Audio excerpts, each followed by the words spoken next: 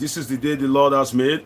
Of course, we will rejoice and be glad in it, where we'll be talking about politics and happenings in the polity in Nigeria. Not only Nigeria, we don't limit ourselves to Nigeria. Of course, Africa, and not just Africa, of course, the world at large. Welcome to another episode. As always, it's going to be an interesting time with you on this episode of Polithink with Dr. Omoshola Deji, whereby we'll be talking about analysis of politics and happenings in the polity. Trust me, it's going to be a very interesting time because, as always, we are going to make it happen. So sit back, relax, and join me. You know, yesterday, if you watch my video, I was looking for the video of Jimmy Disu, right? Now I have that video, and today we'll be talking about EFCC, the EFCC versus Yahaya Bello. But Yahaya Bello showed up at EFCC's office, and when he showed up there, there was a little bit of drama. So I'll be talking about that. I'll be talking about the issues, the controversy, and the possible end of Yahaya Bello's controversy with the EFCC. So Yahaya Bello showed up at EFCC's office today. Trust me, I intend to give 2 lectures today in my political class. My political class will be made of 2 lectures, right? Which is the issue of Yahaya Bello. Yahaya Bello showing up at EFCC office. I'll be looking at the issues, the controversies, and the possible end. Trust me, it's going to be interesting like never before because I'm ready to give it to you just as it is hot. You know how we do on this channel. You know how we roll. Definitely, as I always say, today again, we are going to make it happen. And this topic that have been escaping me, but trust me, I won't let go today without touching on it, which is INEC insistence on Wike's cousin as the resident electoral commissioner in Edo State. I'll be touching on those 2 topics. I have my lecture on standby, and trust me, it's going to be very interesting. The one of Yahaya Bello and that of Edo INEC insistence on Wike's cousin. You know, I gave you a snippet yesterday. If you watch my video, I gave you something like a bit of outline, and today definitely we are going to make it happen. I'm working on quite a number of things. You know, before there was no phone-in session. I was promising a phone-in session, and now that we have the phone-in session, definitely I'm also thinking of upgrading because, like I said, we are not doing this for just a day. We are not doing it for a week. We are not doing it for a month. We are not doing it for a year. We are doing it for as long as possible. So every day, every time, every moment, no matter how busy my schedule is, I try to come and Polithink with you. And that's why you would see that anytime I come on board to Polithink with you, I always give you the best that I can give you at that point in time. Thank God for wisdom. Thank God for knowledge. Thank God for understanding. All glory and honor be to God. And as long as God is seated on his throne and is giving us the wisdom, knowledge, and understanding, trust me, we are surely always going to make it happen. Thanks for making me a part of your day. I don't know how to appreciate you, but I know that God will appreciate you for me. And I know that you appreciate my time too. This is another episode live on Polithink with Dr.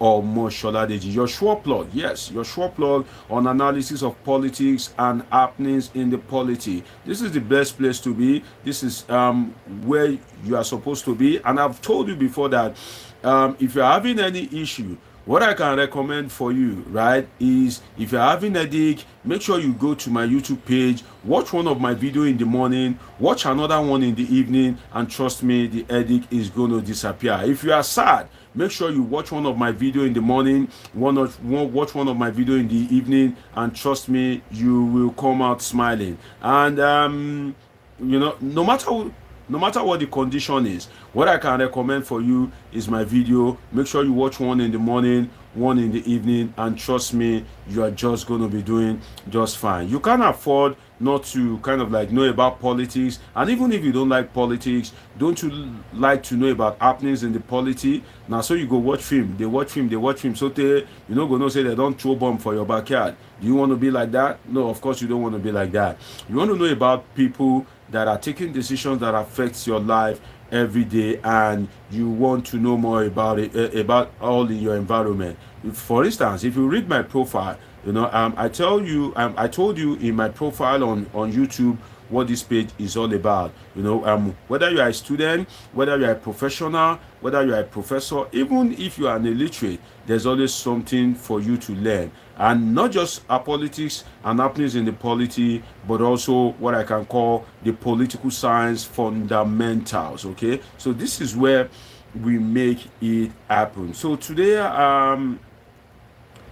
quite a number of topics. So when my viewers come on board, I'll be playing the video of Jimmy Disu that I was looking for yesterday. I'll be playing it for you, where he was lamenting. You know, I have the video right here where Jimmy Disu was lamenting about the Tinubu government, right? So you guys will know Jimmy Disu on Nigeria Info. I have the video right here, and I was looking for it yesterday for those of you that joined my live session. So I wasn't happy I wasn't able to lay my hands on it, but then today I have it right here for you, and I'll be playing it for you in due course. The video of Jimmy Disu where he was lamenting.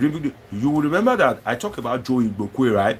You know, I showed you the picture of Joe Igbokwe that he too was lamenting, and I said that wait, the Gbedu never enter body.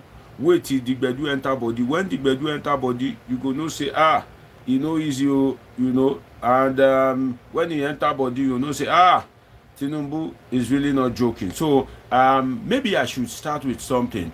I saw something in the news that DSS downgraded some names of terrorists, right?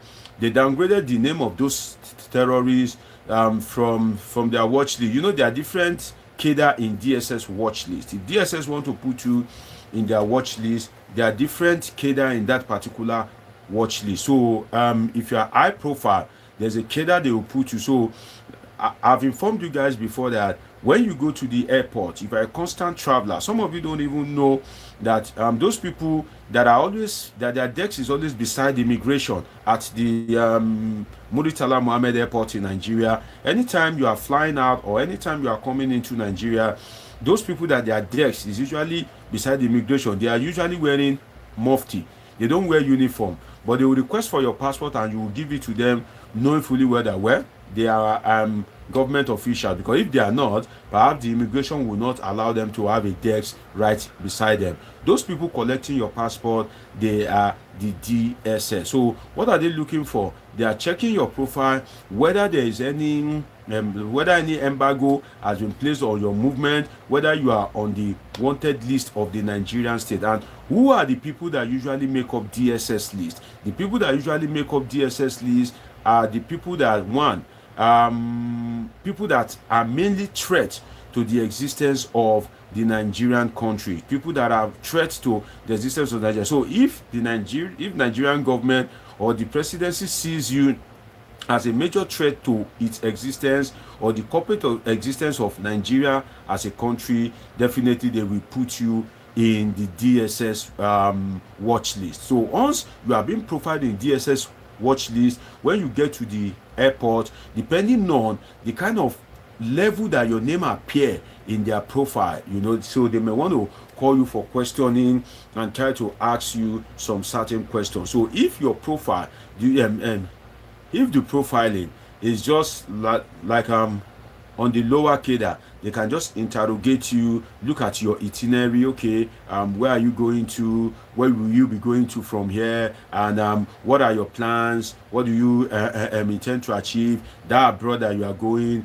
who do you intend to see there? So they'll just be asking you some private question that they won't ask the usual travelers. For instance, if you are not on the DSS watch list, when they collect your passport at airport, what they will ask, they won't even ask you anything anyway. So far that their computer didn't bring out any information, they'll just allow you to go and fly. And if you are coming in, they'll just allow you to pass. Then immigration will stamp your passport. But if you are on DSS watch list, depending on the cadre you are, they may kind of like interrogate you. And do you know that if you find yourself on DSS watch list, before you can be removed from that list, you have to visit the DSS headquarters in Abuja. Yes, you heard me right. Before you can leave that list, you have to visit the DSS headquarters in Abuja. And we can't remove the politics aspect of it.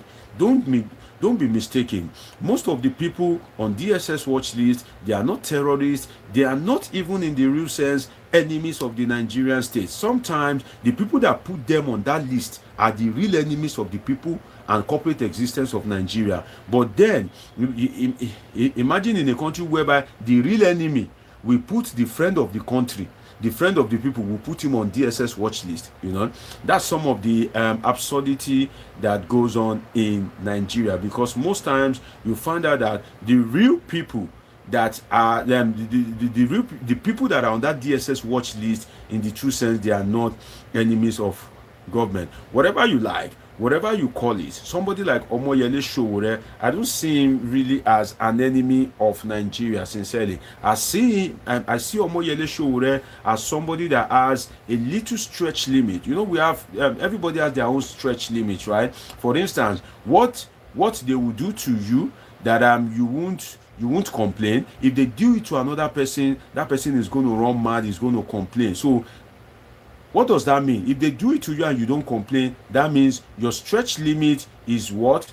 Your stretch limit is moderate. But if they do it to another person and he complains, that means that person has a little stretch limit. So I see Omoyele Sowore not an enemy of Nigerian state, but as somebody that has a limited stretch limit, right? Because you can cope with the corruption going on in the society, you can cope with the lack of roads, you can cope with the lack of amenities, you can even be a supporter of the people that are bringing hardship to the people in the country. But then, despite being a supporter of these people, you don't expect that everybody will. So you can even belong to their political party, you can be working under them, you can be feeding under them, but not everybody that can cope with that. There are some people that are naturally wired to resist such, to to die for such, and to make sure that their voice is there. So somebody like Omoyele Sowore, with profound respect to him and the leadership in Nigeria, I don't see Omoyele Sowore, for instance, as a threat to the Nigerian state. So you will see that if Omoyele Sowore is fighting for a better country, the people that are running the country will now put Omoyele Sowore in the DSS want list. Who should be in the DSS want list? Is it not the people that are running Nigeria? So that's why I said that sometimes not everybody that is on DSS watch list that are bad people. Sometimes the people that put them in that watch list, the people that submit their name to DSS, the people that make sure that DSS and profile them, those are the real enemies of the Nigerian state sometimes. So the thing is, if I see anybody on DSS watch list, I first of all look at the objective, the goals of the person. If you're a bandit, of course you are an enemy of the Nigerian state. If you're a terrorist, if you are an ardent kidnapper, if if you're a suicide bomber, you are an enemy of the Nigerian state. But if you're a protester, or a supporter of a protester protesting about bad governance, protesting against the ills in the society, you are not an enemy of the Nigerian state, in my view, even if you are on DSS watch list. If you are advocating for electoral reforms, you are not. If you are advocating for electoral reform and you find yourself on the DSS watch list, to me, you are not a criminal, but rather the people that snatch ballot box just that they can impose themselves on the Nigerian state. To me, those are the real criminals. So, hey, people, great people, make sure that whenever you hear that somebody is on DSS watch list, don't conclude that that person is a criminal, because the DSS itself has been largely abused by some people in the presidency over time.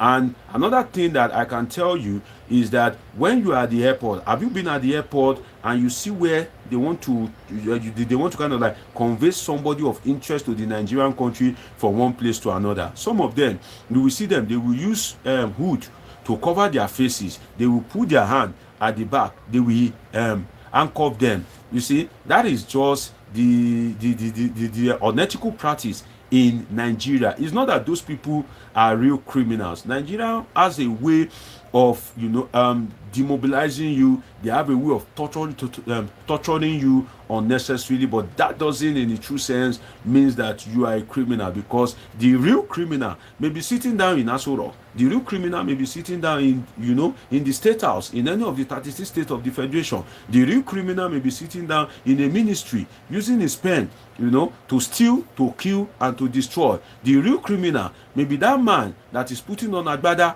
on a seat that doesn't belong to him, after rigging election, and that person will be the one to be ordering the DSS, whether at the state level or at the federal level. And the DSS, because it is like a zombies, a zombieistic kind of organization, using the word of the late sage fella Anikulapo Kuti, whereby they receive orders, go left, go right, attention, roundabout, turn around, shout out to late fella Anikulapo Kuti. So the DSS, they just will receive orders. So for me, it is not everybody on DSS watch list that is a criminal. And when you are at the airport and you see anybody that they cover their face and and they change their hands and they are being transported by the police or DSS, based on the kind of country that we operate, even if they don't cover the person's face, don't conclude that person is a criminal. For instance, the case of Pidom, I was listening to a media channel whereby they were talking about this Pidom case. I think it's VOP, right? That they were talking about this Pidom case, and they said while they were transporting the guy, there were some people that were asking that, what has this guy done? And they said he's a terrorist. How does an investigative journalist that has refused to wine and dine with those in authority, to wine and dine with the authorities, to wine with people in power, how has that person become a terrorist?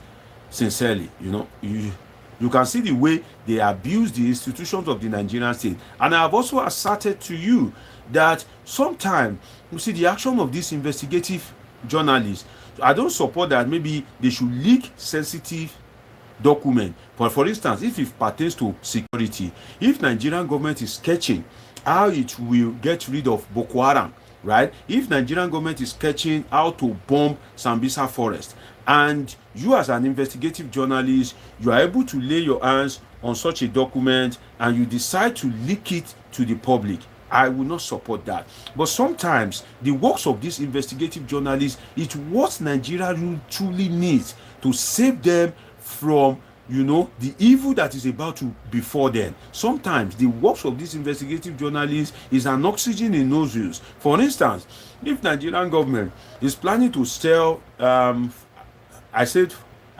for instance, right, if Nigerian government is planning to sell Port Harcourt refinery, for instance, if Nigerian government is trying to sell Port Harcourt refinery for an illogical amount, right, and an investigative journalist lay his or her hands on that document and he makes it public that, Nigerian government is trying to do this thing, Nigerians beware. Is that investigative journalist, is that person a threat? No. For instance, the investigative journalists that leaked out how it is easy for Nigerians to go to Benin Republic and Togo and go and buy degrees. Nigerians can be degrees crazy and they can be lazy intellectually. That investigative journalist, that went to Benin Republic and was able to investigate and unravel how Nigerians are buying degrees from a university that is in a flat. Do you know what it means? Do you know what a university means? A university comprises of diploma student, or if you like, pre-degree student. In some universities we have foundation student. From there we have the regular bachelor student. From there you have the postgraduate diploma student, which they call PGD. After the postgraduate diploma student, you have the master student.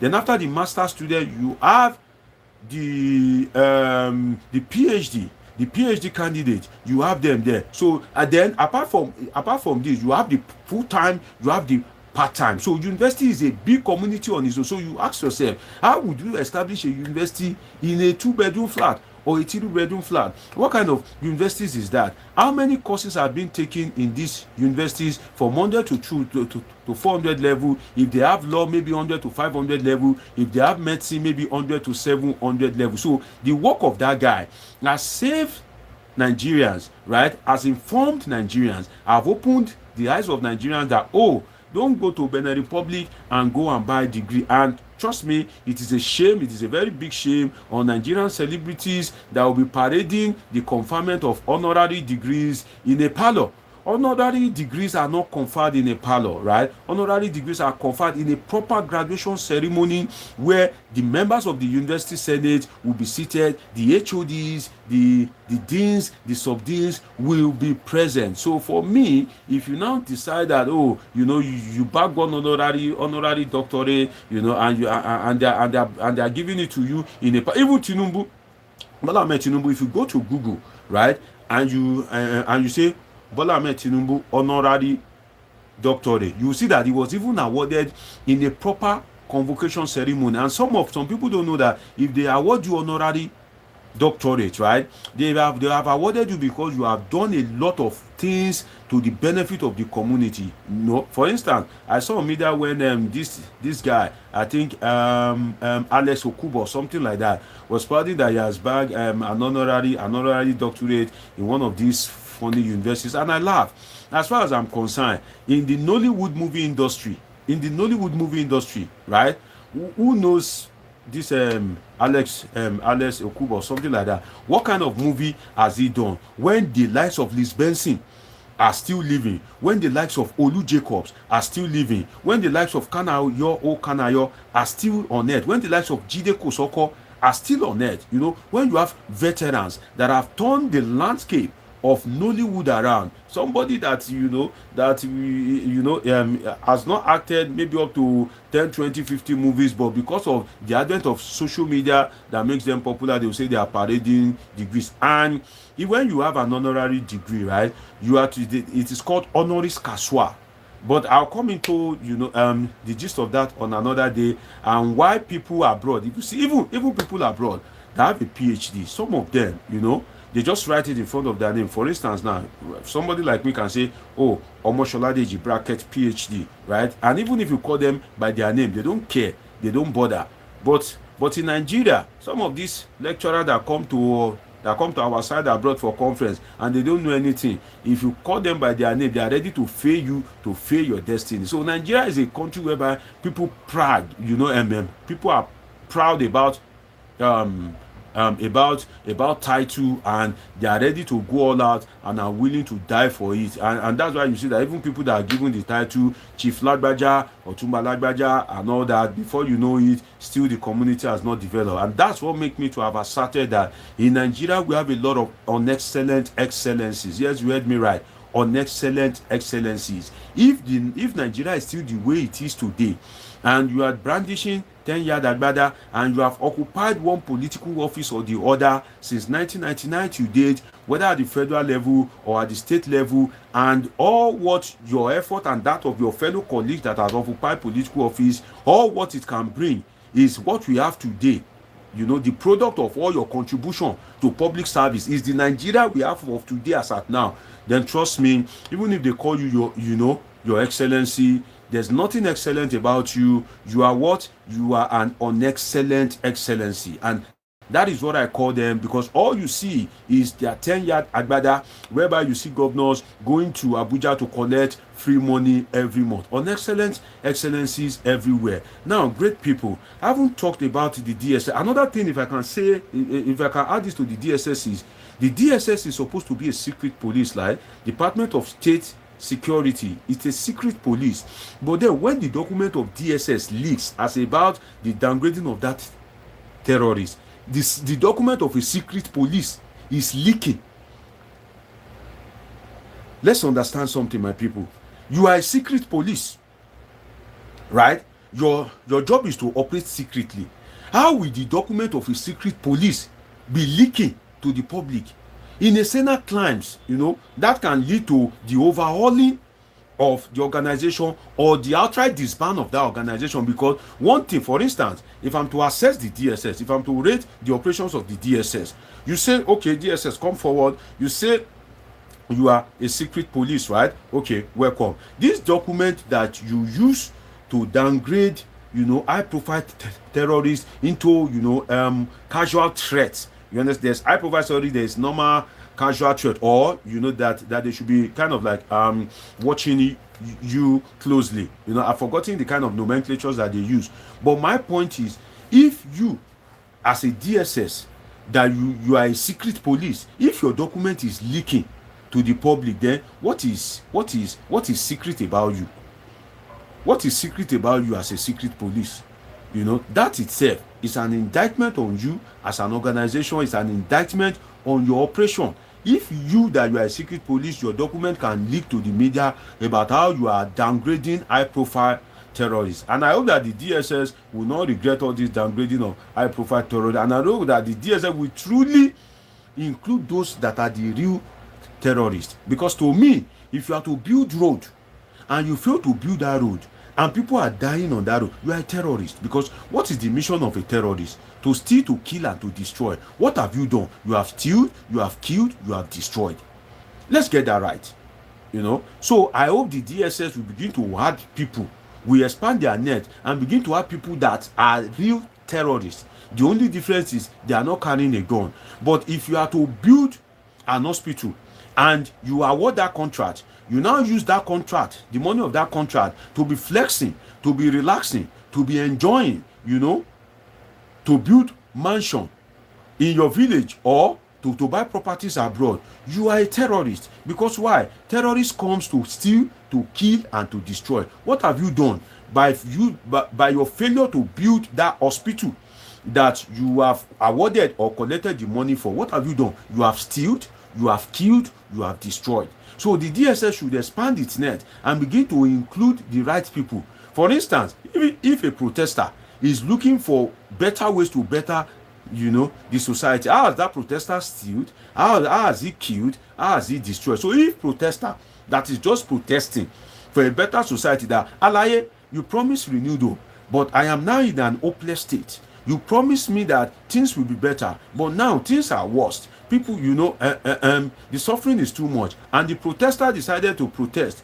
But despite deciding to protest, you've put him on DSS watch list. You make that protester to go and face the court. The real people, if a protester is being profiled, how about the people that promise renewed hope and are given hopelessness? So if you are meant to provide borehole, and rather than for you to provide that borehole and you've been awarded that contract, right, but you stole that money and the people of that community are dying of cholera because they don't have clean pipe-borne water. If the people are going to the stream, that there is snakes, that there is crocodile, if it is that water from that stream that crocodile, snakes, you know, are inhabiting, that they are using to eat, to cook, to wash in this modern age and time, who are you that have failed to do that thing? You are a terrorist. Because why? Terrorists come to steal, to kill, and to destroy. By you failing to provide that pipe-borne water, that you have collected the money and you have failed to provide it, what have you done? You have stealed, you have killed, you have destroyed. So I hope the DSS will expand its tentacles, will expand its net, and begin to reason right that, okay, who are the real enemies of state? Is it you that you are embezzling money? Is it you that you are using public fund to pay your child school fees in dollars? You can imagine a state that doesn't have a school, that doesn't have good school, will be paying school fees. The government will be paying the child school fees in dollars. A state that salaries are not yet paid, 30,000 naira just for people to eat garri, 30,000 naira just for people to be able to eat shower, 30,000 naira just for people to drink pure water. You know, even pure water now is expensive. You will not provide those kind of people. It is innocent protesters. You DSS yourself that is behaving like that, you are a terrorist. Yes, you know, we can say you that you are in DSS, that you have failed to provide the right people that are threatening the peace and convenience of the Nigerian people. You yourself, that you have failed to do that, which is your job. You are a terrorist yourself. You are a terrorist. You know, so begin to look at people that have collected money, people that have inflated contract figures, right? People that are making, you know, inflammatory statement, right? Whether you are the wife of president, whether you are an aide to the governor, whether if you say Igbo must go, that is an hate speech. You know, you DSS, why have you not profiled them? You know, have you profiled the first lady? Have you profiled Obakiolu? If you have not done that, you know, the people that have failed to do that in DSS, you guys too, you are terrorists. You know, because that is the truth. I know DSS have some great guys. I know they have some fantastic guys, and trust me, you know, sometimes I support these guys in the sense that trust me, it is not easy to be a security agency in Nigeria. Politicians will create problem for you, and they will say, okay, we'll go, go and cop the problem. A monarch will say, oh, Igbos will die in Lagoon. If Igbos and Hausas, if Igbos and Yoruba rather now decide to be killing themselves, it is you, the DSS and police, that they will send go there. Are you the one that created the problem? Right? You are not the one that created the problem. Politicians will promise renewed hope, but give hopelessness. If people begin to protest, that fulfill your promise, what will the politician do? They will send the police and DSS. Was it the police and DSS that promised renewed hope? You promised renewed hope. Why don't you fulfill your promise? So even the DSS ought to turn around and arrest anybody that sent that. No, these people, in terms of fairness, you are promised renewed hope. Give them the hope. Don't disturb us. If you cannot give them the hope, leave us alone. Go and face them yourself. So these guys also are doing a very tough job. Now I have two class for you today in this political masterclass with Dr. Omoshola Deji. I have two lectures for you, two important lectures that, trust me, you don't want to miss any part of it, because it's going to be very deep, it's going to be apt, it's going to be concise, and trust me, you definitely going to love it. And the first one is about that of Yahaya Bello. Yahaya Bello showed up at EFCC headquarters today. What are the issues? What are the controversies, and what are the possible end? If you have listened to my lecture series before on political masterclass with Dr. Omoshola Deji, definitely you know what to expect. You know that all areas will be covered, and of course you know that it's going to be a very interesting time like never before. Now, topic 2 is INEC insistence on Nyesom Wike's cousin as the resident Electoral Commission chairman in the coming Edo State governorship election. I already gave you the outline of what to expect yesterday on that particular topic. This is the day the Lord has made. We will rejoice and be glad in it. You are on live on Polithink with Dr. Omoshola Deji, your favorite political scientist, public affairs analyst. Now, before I go to that of Yahaya Bello, trust me, I have some interesting insights on it. I already have my lecture notes here, so you want to sit back, relax, and participate in this free political masterclass so that you know about politics and happenings in the polity. Maybe you are asking, why should I participate in any political masterclass despite it being free? The reason is, like I've always said, politics is a ubiquitous phenomenon. It is a contagious phenomenon. It is all conditioning in all condition. If you don't know the meaning of that, that means that you are not always punctual in class, or you are watching me for the first time. If you are watching me for the first time, do well to subscribe, do well to drop your comment, do well to like this video, do well to turn on the notification button after subscribing. So first, I promised, I was looking for the video of Jimmy Disu yesterday. Some of you that watch me, you remember. Today I found it. Let us start with that. Let me play that video for you, where Jimmy Disu was lamenting. I told you that when the Gbedu enter body, say this Gbedu wey Bola Ahmed Tinubu they do, and I used the example of handkerchief yesterday that said Bola Ahmed Tinubu is squeezing, he's doing like this, he's squeezing. When you squeeze, before Bola Ahmed Tinubu will leave Nigerians alone, when you are squeezing a cloth and you hear that sign as if that cloth want to tear, you already leave that cloth alone. That's what Bola Ahmed Tinubu is doing to Nigeria. So he's squeezing. By the time he hear, then he will leave Nigerians alone. Let's watch that video of veteran journalist Jimmy Disu. Let's hear him lamenting. By the way, if I can give you some private information, because I know Jimmy Disu's wife years ago. His wife works at Aiko Insurance. Some of you that know Aiko Insurance, when Aiko Insurance was raining that year, some of you that are old cats, will remember Aiko Insurance. If you know Aiko Insurance, that year when Aiko Insurance was raining, Jimmy Disu's wife was one of the top people at Aiko Insurance. One of Jimmy Disu's child is called Toby. I remember that Toby. She's a female. I can't remember the name of the other one. So I know Jimmy Disu not from a very close perspective, because in our area then in Lagos, Jimmy Disu's wife usually come to a church on our street. So I know that Jimmy Disu is not a poor soul. I need to give that background, because when you see him lamenting, And you know that there's no money in journalism in Nigeria. So you may be thinking, this one is just poor. No, Jimmy Disu is a big boy, and I can tell that to you. You know, he's a big boy. He has always been a big boy. So it's not like maybe he's one poor journalist or one poor soul lamenting. So when I saw the video, because I knew him when I was a bit younger, whereby his wife and kids, you know, Toby and the rest, I've forgotten their names, so many years ago, usually come to that church in, in my street in Lagos that year. I'm like, if Jimmy Disu can be lamenting, Deji, you better be careful. Deji, you better behave yourself.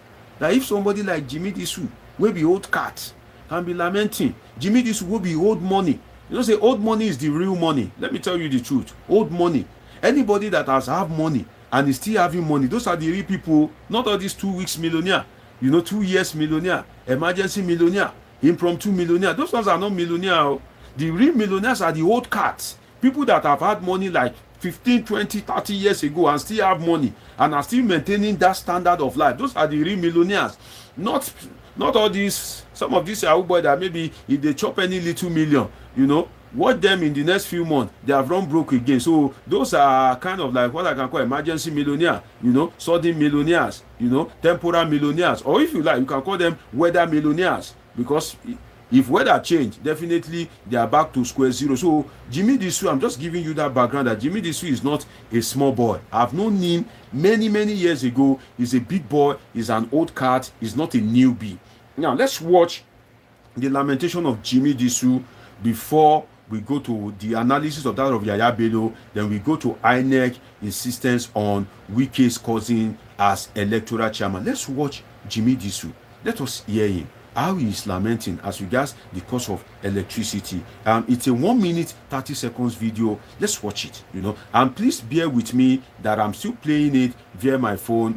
There was no miss of calling in before. I am quite committed to upgrading this platform to make sure that I make it enjoyable for my viewers. I'm seeing your comment, Ayo Edebo, Michael Fidelis, I'm seeing your comment, Willie Great Guy, I'm happy to have you, Mickey TV, and Chandler from US, I see you, Zeke Creative Court, I see all of you. Do well to like this video, do well to drop your comment, and if you are watching me for the first time, make sure you don't go without subscribing. This is Polithink with Dr. Omoshola Deji, your sure plug. Yes, that's what I call myself, your sure plug on politics and happenings in the polity. I'm a political scientist. If you don't know, some people don't know there's even an occupation called political science. But before we proceed to that of Yahaya Bello, because I have a very deep, a very great lecture for you like never before, let's watch Uncle Jimmy Disu. Let's hear his lamentation. Nigeria has never been this bad. Just this morning, I was talking to an average person, and she was telling me that they had in her home, this is a normal, for somebody like us. Now they've resorted to 1 meal a day. Oh. Even during the war, it was never so bad in this part of town. Never been. Feeding. Yesterday now, to cut a long story short, I'm going to be spending about 120,000 on electricity in an apartment. And I live alone. 120,000 on electricity. Not only just that I live alone, I have 2 homes. I have a day home and I have week home. I have weekend home. It's the weekend home I'm talking about now that I'll be paying, because the least I can buy electricity now, the least I can buy in my estate for both electricity and service charges and all. No, not other service charges and diesel combined. Electricity, just power. Just power. Yes, the least I can buy now in my estate is 50K. When I heard yesterday, I put my money back in my pocket. It's so. I said Nigeria has never been this bad. If you're not careful,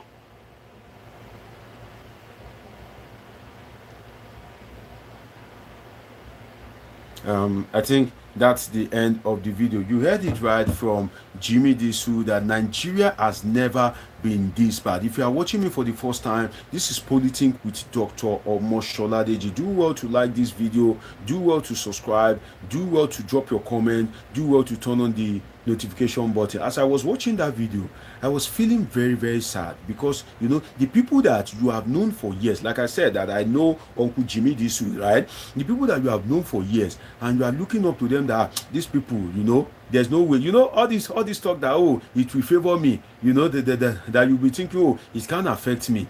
When you now see people that you've known for, people that you know that these guys, they are the real big boys, right? When they are now coming out to lament, you yourself, you go, you know, you go begin to think about your life. Say, if somebody like Uncle Jimmy, you know, Jimmy Disu, if he can come out to be lamenting, if he can come out to complain, could it be that one day, you know, it can get to my turn? God, I beg you, you know, because Jimmy Disu, and hear what he said, 120,000. He said he lives alone. One thing I forgot to add because I'm not sure is whether he's still with Yatobi. One of the name of his child is Toby, you know, a female. I think that Toby is the second born of that woman. I think maybe he has 2 wives or so, something like that. But look, hear him. He says he live alone. So it's not like maybe in his house, maybe there are 40 people or there are 100 people, 120,000 naira. Hear him. He said the least diesel that he can buy in his estate, you know, in those estates, right? It is all these trucks, all these cars, all these, you know, trucks that usually have this tank at the back that used to come and supply diesel to those estates. You barely see people living in estates, you know, going with kegs to buy, except some few people. Most of them, they buy in bulk. He said the least that they can come and deliver is 50k. If you are not buying diesel worth of 50k, don't call the company. Imagine that. If you are not buying this water, so if he's buying this, and don't forget that the electricity will not be around for 24 hours in a month. Let's be sincere with ourselves. This is Nigeria. They will still take it. And when they will take it, maybe it will be a crucial time. So if he's spending minimum of 120 without the electricity being available for 24 hours a day, and the list of the petrol that he can buy is 50,000 naira. So let's imagine that he now buy 100,000 naira petrol, 120,000 naira electricity. That is 220,000 naira. And don't forget that that is generator that is pouring that diesel in. It's going to service it. So let's use that one as just say 30,000 naira. What does that tell us, Polithinkers? That tells us that to provide electricity, Uncle Jimmy Disu will be sending the 250,000. That's what it tells us. Yes, you heard me right. 250,000 on just electricity alone. 250,000. 1/4 will go to electricity. So you now want to imagine yourself that he hasn't even talked about his car. You know, he will not trek. He will use car, right? And maybe he doesn't have 1 car or 2 cars. Maybe he has 3 cars, but at least he can only go out in 1 at a time, right? So if he's going to fuel his car with 1,000 naira per liter, and maybe his car is all this modern car, you know, luxury car, maybe Jeep V6 engine or V8 engine that once you raise, 2 liter don't go. You know, there are cars like that, right? It is all this downfall that don't usually chop fuel though. There are some cars that once you do 2 liter don't go. So if he's using that kind of car, look at how much he will use to transport himself in a month. Then you want to ask yourself, how much is Nigeria Info paying Jimmy Disu? I know about journalism very well because I've been appearing on TV for so many years. I've appeared on any relevant TV station in Nigeria except TVC, TV Continental. That's the one. Channels, Arise, name it, you know. Even some that are not even showing on your regular TV, that are largely on DSTV. You know, I've appeared on there. I'll be on one tomorrow morning for analysis of this Yahaya Bello something. So I know about media very well because I have a lot of media guys. There's no money in media. You see, some of these people that you see them on air, on Channels TV, on Arise TV, that you admire them, you know, you appreciate them. They are not well paid. Some of them are poorly paid. So there's no money really in media. For instance, you may see Rufai Oseni, right, of Arise. You may see Shewon Kimbaloye of Channels TV. Some of these guys that are so very popular, you think, oh, this guy must be a multi-millionaire. Not lie, you. Not lie, because these guys, they are not, you know, well paid. There's no money in media. Sometimes if you go to studio for analysis, as they come up for studio, now the cameraman you know, go dey hail you say well done, say he go dey greet you in a special way because why? He's waiting for tip, right? So there's really no money. So if you look at how much will Nigeria Info be paying Jimmy Disu, and he's using 120,000 naira to buy fuel. And if you have to look at it from another perspective, 120,000 naira to buy fuel in a country whereby the minimum wage, fuel for generator, not for car, for generator alone, in a minimum wage where in a country where the minimum wage is 70,000 naira, and you want to hear the shocking part of it, even that 70,000 naira, some states are not paying it. Some states are not paying that 70,000 naira. Some states are owing salary. So if you will use 1,000 naira to buy fuel, tell me how many fuel do you want to buy? And that's why people are walloping. And that's why when I talked about DSS earlier, I said the DSS itself should try and include people that are failing Nigeria, because they are the real terrorists. Terrorists come to steal, to kill, and to destroy. These guys, you know, that are ruining Nigeria, that are using Nigeria more. Imagine you take money from a third world economy, a developing economy, an economy that needs money. You will take money from that economy, you will take it to an already developed economy. Is that not madness? Like, if it's not madness, tell me what it is.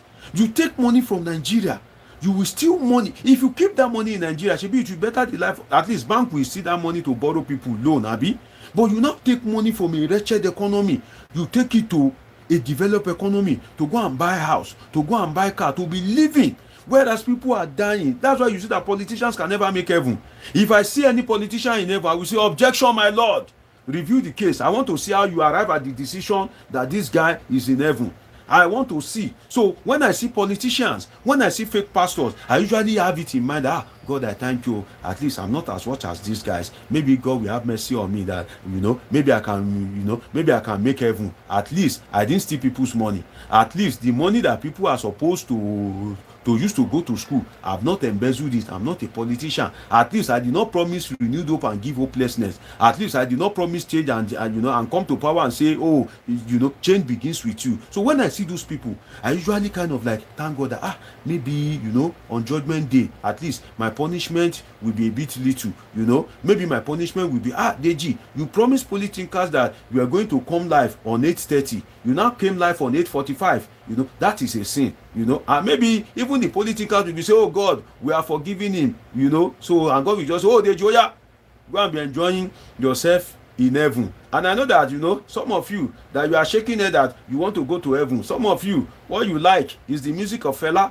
is the music of Davido, is the music of Whiskey. Do they play Whiskey in heaven? It is angels that will be singing. I will be worshiping. Angels are singing. You are worthy, oh Lord. Some of you that if they check your phone, there's no praise and worship there, and you are thinking you want to go to heaven. Which heaven? The song that will be strange to you, because why? The one you are used to is the video. Is Portable Zazuze, is Apako Master Terry G. So are those people, are they heavenly candidates? No. Now let's go to the political masterclass, the first lecture in the political masterclass. Let's do some deep analysis, right? Let's dissect some of these issues critically. If you are watching me for the first time, do well to subscribe, do well to turn on the notification button. You've missed a little bit, but then you've not missed too much. Now, let me take some of your comments before I start this political masterclass on the case of Yahaya Bello issue with EFCC. But let me take your comments. Z Creative Art says, any Edo person vote APC will not have peace in life. Kilode? Z Creative Court. No. Please, don't come and curse on this platform. You can express yourself.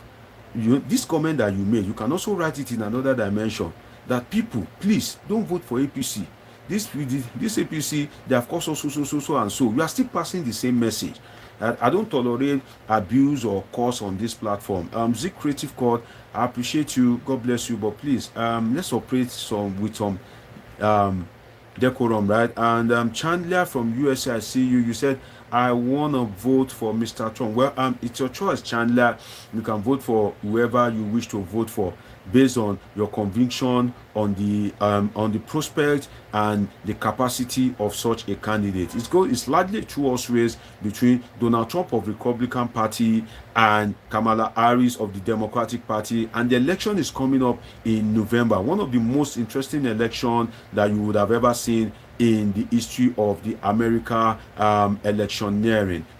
Willie says, good evening, Dr. Deji and fellow Polithinkers. Good to be here today. Willie, one of my regular class captain, I'm happy to have you. God bless you for me, Willie. I appreciate you. Mickey TV says, hi, Dr. Deji. How are you today? And I'm fine, Mickey. Glad to have you. And Ayo Edebo says, I am voting for an intellectual Kamala Harris, a woman, one go school or something like that. Okay. Ayo, it's also your choice to vote for whoever you are, and you and Chandler, Ayo Edebo and Chandler are free to be having their mini debate in the comment section. Why do you want to vote for why do you want to vote for Trump? Why do you want to vote for Kamala Harris? Maybe you can win a soul on both sides, right? Maybe both of you can win can win a soul. Ayo, if you are able to give Chandler a convincing point, maybe he may decide that he's definitely going to vote for Trump. And Chandler, if you can give Ayo a convincing point,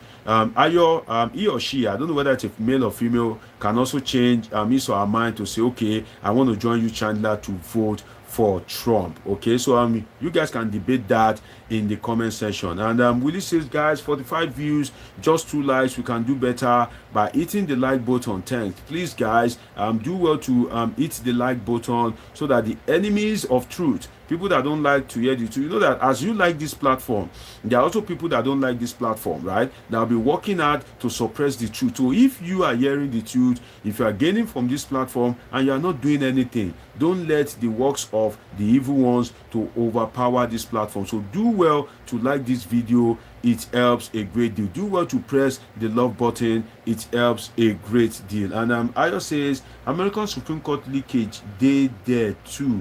No perfect system, ability to make correction when mistakes are made. And Michael Fidelity said, hi, doctor, good job.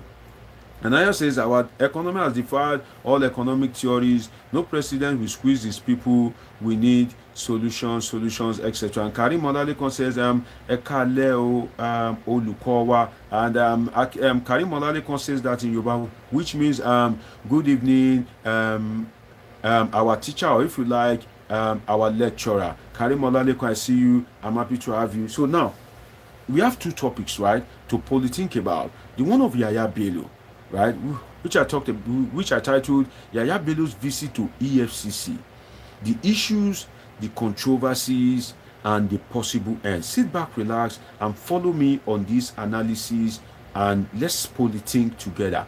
Now, one thing that surprises me about Yahaya Bello's appearance at EFCC's office is that Yahaya Bello was accompanied by a governor, like his successor in Kogi State, Usman Ododo, to EFCC's office. Now, the governor of Kogi State swore to uphold the constitution and law and order. You know that when they are swearing them in, they will say, oh, I, Usman Ododo, do solemnly swear that I will be faithful, loyal to the Federal Republic of Nigeria, that I will uphold the constitution, blah, blah, blah, blah, you know. So if a governor that that swore to uphold the constitution now follows a fugitive, a wanted person, to the office of EFCC, you want to ask yourself that, where does that leave us as a country? Do this governor that is following this person, is this governor acting in obedience to law and order that he swore to uphold? Because to now make matters worse, if it were to be the governor of another state, if it were to be the governor of maybe Lagos State, governor of Oyo State, Enugu State, it won't be painful, right? They are trying to bring Yahaya Bello to book for stealing the money of Kogi State, for stealing the money of the Talakawas, the Mekunus, the Hoi Polloi in Kogi State. They are trying to bring him to book. And the governor of the state, who is supposed to be neutral, who swore to uphold law and order, and in this case, law and order is to create convenience for the people of Kogi State, and it is that governor that is following somebody that a prima facie case has been established against to the EFCC. So you wonder whether it is a crime to be poor in Nigeria. You wonder whether, it is a crime to be a Kogi State indigene. I'm not from Kogi State, but I'm sure that some Kogi State indigene will be wondering whether it is a crime, because if a governor swear to uphold the constitution, if a governor swear to uphold law and order, and if you are declared wanted, the law and order in that case is to provide yourself. The law and order in that case is for the governor to assist the security agencies to make sure that you are being held accountable and dragged before a law court. But what do we have? It is the governor that will go and rescue Yahaya Bello while EFCC is trying to arrest him. It is the same governor that will leave the work. Do you know what it means to be a governor? How many meetings, how many files to read, how many things to attend to. The governor suspend that. The governor of Kogi State, Usman Ododo, suspend that. For me, that is a misconduct. That is even an impeachable offense, because you kind of like let go of your normal duties as a governor of a state, various appointments, various files that you are supposed to read. You now follow somebody that is being wanted, that is accused of stealing the money of these people that you are superintending over. You now carry that particular money. You follow such a particular person. You follow that person to the EFCC. Now, let us look at it. They want to try somebody for stealing for stealing Kogi's people money.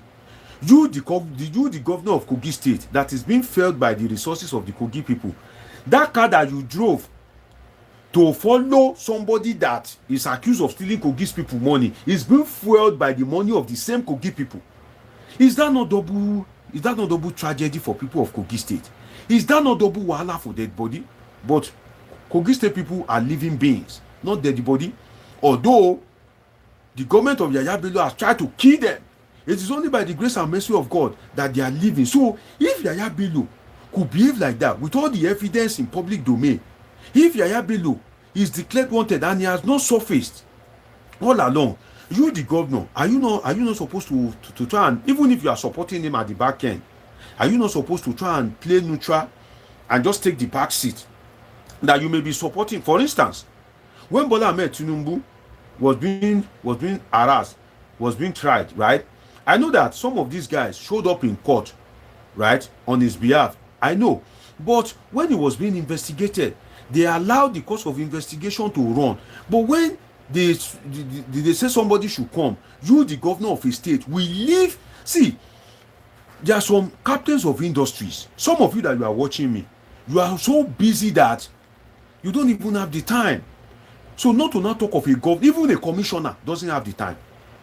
A commissioner doesn't have time, not to not talk of a governor that has told over 80 billion, whereby Kogi State School, they don't have roof over their head. This governor is using dollars, pounds to pay years ahead of his children's school fees. And you, the governor of Kogi State, that is being entrusted, is it a crime to vote for you? To start with. So because people of Kogi State vote for you now, they have committed a crime, right? Is it a crime to vote for you? That is if it is truly their vote that made you governor. So is it a crime that you now still use the resources of the state to follow Yahaya Bello to EFCC office, leaving all the things that you are supposed to do? So for me, to start with, it is disappointing, it is ridiculous that somebody that swear to uphold law and order, somebody that is meant to protect life and property and the future and destiny of Kogi people, will be the one to be following a governor to EFCC office. That a governor will be protecting a fugitive. The thing is, should the governor himself be punished? If the security agencies cannot punish the governor, then should Kogi State people not punish that particular governor in the next election? Should Kogi State people not punish that particular governor? It's your robot is saying, I think I have to remove you, Israel, because this one that you are, if you post one comment repeatedly, you are spamming. So I have to remove you. I'm sorry, I have to hide you from this channel. And your comment is just saying MOOT. That's absolute, it doesn't have a meaning. Right? And if you are posting one comment repeatedly, that is spamming. Okay. If you post it once, there's no way that I won't see such a comment and attend to it. Maybe yes, you post it twice, or maybe if you post it once and you see that maybe I'm not attending to it, then later you can also post it just to draw my attention to it. But if you are posting a comment that is not a sentence, if it is not a sentence, that means you are not communicating. What you are posting doesn't make any sense. So you won't come and disturb people that are listening to me, people that are using their time to listen to me. You won't come and disturb their view. And I see that person as a distraction. That's why I have to remove that person from this platform. So now, as we are talking, as we are kind of like politicking together and enjoying ourselves, so shouldn't the governor be punished for using state resources, state car, to follow somebody, that for using his security details to provide security for somebody that is alleged to have stolen the money of people in the state? Now, another way to look at it is, if this thing had happened to an ordinary man, what will happen? If it is an ordinary man that EFCC is looking for, what will happen? So the EFCC that usually go to bust hotel, the way the EFCC usually treats someone. Look at what happened to even some big men that are not in the good books. Rocha Sokorosha. Remember, the former governor of Imo State, they have to come in through the roof. But let us look at how it usually happens to ordinary men. The way EFCC used to go and bust hotels, right? That maybe some people, they are busy ministering to their lover, their girlfriend, or their wife. EFCC will just bust into the hotel, invading their privacy. Only God knows the amount of nakedness that EFCC guys have seen. Because imagine people sleeping naked and you bust into them. There are even videos whereby they molest some of these women, that when they are resisting their operation, they even flog some of them. So if EFCC can go to this extent for people that maybe, in fact, some of these Yahoo boys, right? They are collecting money from all these Oyinbo people, right? That's the people they are collecting money from. The money that they are collecting is not Nigeria's money. It doesn't belong to federal government. But you still go and bust their hotel just so that you can apprehend them. But Yahaya Bello, if you come out as a government and say, the identity of the sponsors of End Bad Governance protest, but you don't know where Yahaya Bello is, you cannot go there and go and bust that building and drag Yahaya Bello before a court of law, right? But if it is to be an ordinary person, an ordinary Nigerian, you will see the security agencies, they would have fired tear gas. They will say, smoke him out. They would have smoked that person and dragged that person before a court of law. Yahaya Bello now, you cannot use that effort. All the tear gas that you bring out when people are protesting, all the helmets, you can't bring it out to smoke out Yahaya Bello. Right? Is it a crime to be poor in Nigeria? Because the way they treat these rich people is very different from the way they treat poor people. God bless you. If EFCC is looking for you and they are interested in your case, maybe they hear that maybe you just chop maybe $100 billion or something like that, and they are looking for you, the way they will come after you like a wounded lion. They won't even give you benefit of the doubt. They will come after you as if the whole money of Nigeria is in your pocket. But now you have failed to go after Yahaya Bello. Yahaya Bello had to come at his own time. Imagine, he has to come at his own time. So when there's a warrant of arrest, you don't know how to smoke Yahaya Bello out. You don't have the resources to smoke Yahaya Bello out. Or the people in authority will just look at Yahaya Bello. How much did they say you steal 80 billion? This one doesn't even know how to steal. I'm telling you, there are some former governors. You know, in Nigeria, you face prosecution when you are not in the right clique. For instance, if Atiku had won the presidential election, Wike will be facing prosecution by now. But Wike is a minister today. Because why? He favors Bola Ahmed Tinubu. And Bola Ahmed Tinubu is more now like, you know, his political mentor. So all sins forgiven. Even if Wike have stolen, let's imagine that Wike have stolen, assuming but not conceding, nothing will happen. All sins forgiven. But even if Atiku became president, if Wike have not stolen, let's imagine on the other hand that Wike have not stolen anything, he will still go to jail. You see that politics is what determines the operations of these guys. That's why when you go to police station, that police, they've stolen my phone. Oh. Police, they, you know, one chance collected my wallet. They will not see anything to do about it. But when government say, oh, they want to protect, they will come all out. They will get results. They know how to disperse protesters. But to go and help you recover your stolen wallet is a lie. In fact, you will even pay for the paper that you are using to write your statement. And sometimes I don't blame some of these guys. Will the DPO use his money to be buying paper? Is it not government that is supposed to supply stationery? If government did not supply, will the DPO be using his money, his salary that is not even enough for him? So what am I saying on this Yahaya Bello thing is that if it were to be an ordinary Nigerian, the EFCC will go all out. Ordinary Nigerian that have stolen maybe Oyinbo man's money, not even Kogi people's money, but this one that have stolen money that is affecting millions of people in Kogi State, the EFCC will not deem it fit to go all out. Now, to make it worse, at the end of the day, I'm still coming to something because I'm still going to bring Buhari in. I'm still going to bring Tinubu in. But let me follow my outline in this masterclass, right? Now, Bello went there prepared. Bello went to EFCC custody.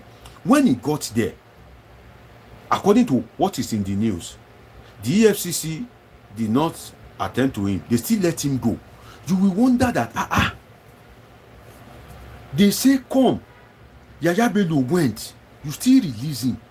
As in, you still allow him to go. Right? You know? Saliu Mustafa say, Ogares, Kogi State issue does not concern you, I beg. Okay. Kogi State issue does not concern me, Abi. But when you hear news, you hear about America. Does America concern you? As you are now, if you are not abroad, maybe you pray to go abroad, you want to collect visa. Does that country concern you? Does that country concern you? Maybe when 50 Cent was reigning, you like 50 Cent. You are listening to his song. Does 50 Cent concern you? You know? That's why you see why we need political education.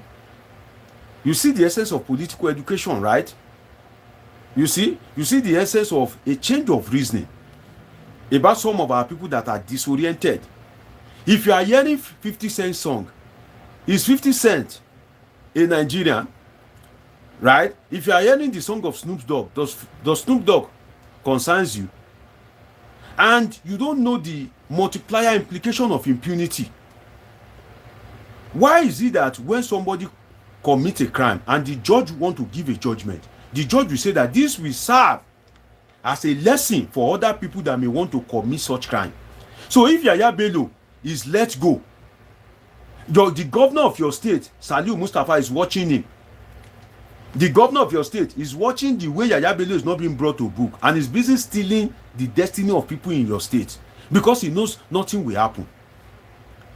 You know? So if Ukraine, if the war between Russia and Ukraine can lead to less supply of wheat, and that is affecting the price of goods, wheat-related goods in Nigeria, something happening in Ukraine, Russia, can affect the price of wheat in Nigerian market.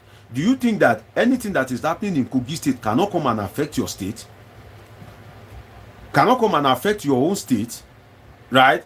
So we need to broaden our orientation, right? We need to broaden the way we reason, because some of these things are what embodying this guy. And do you want to hear the truth? Saliu Mustafa, if you are rich, is everybody in your family rich? If you can feed, is everybody in your family that can feed? If everybody in your family can feed, is it everybody in your village that can feed? Right? If everybody in your village can feed, is it everybody in your state that can feed? If everybody in your state can feed, is it all Nigerians that can feed? So you are only concerned about yourself. You are not concerned about every other person. Right? You are only concerned about yourself. That, oh, it doesn't concern me. Let me tell you something. When Boko Haram started, there was one APC guy. When they were coming from one state like that bandits ambushed them and killed the APC guy during Buhari regime. When I heard that, I sat down. I almost shed tears. Do you know why? The reason is that I was thinking that, when they were talking about these bandits, it was this APC guy. Some of them are part of the people that were defending the indefensible. Now, it has come to his doorstep. He was killed.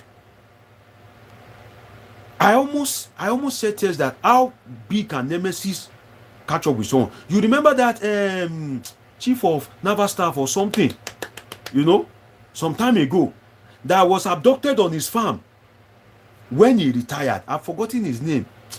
I can't remember his name now. There's one top military guy, Navy, that was abducted. Who will look at Olufalaye that contested against Obasanjo, that he was being harassed on his farm. Somebody that if everything had gone against Obasanjo, he would have been the president. He was harassed in his farm. Right? So when there is evil in a society and you fail to condemn it and you feel it doesn't concern me, don't worry, it's coming to you.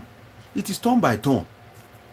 When all this hardship started, Joe Igbokwe was busy supporting Tinubu. Now Joe Igbokwe is crying that high cost of electricity is affecting him. We are getting there.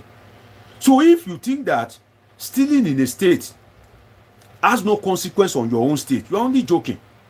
And like I usually say, you where they watch me, now me you get. Me where they speak, now you I get. We go begin to fight each other. Where are the people that are ruining us?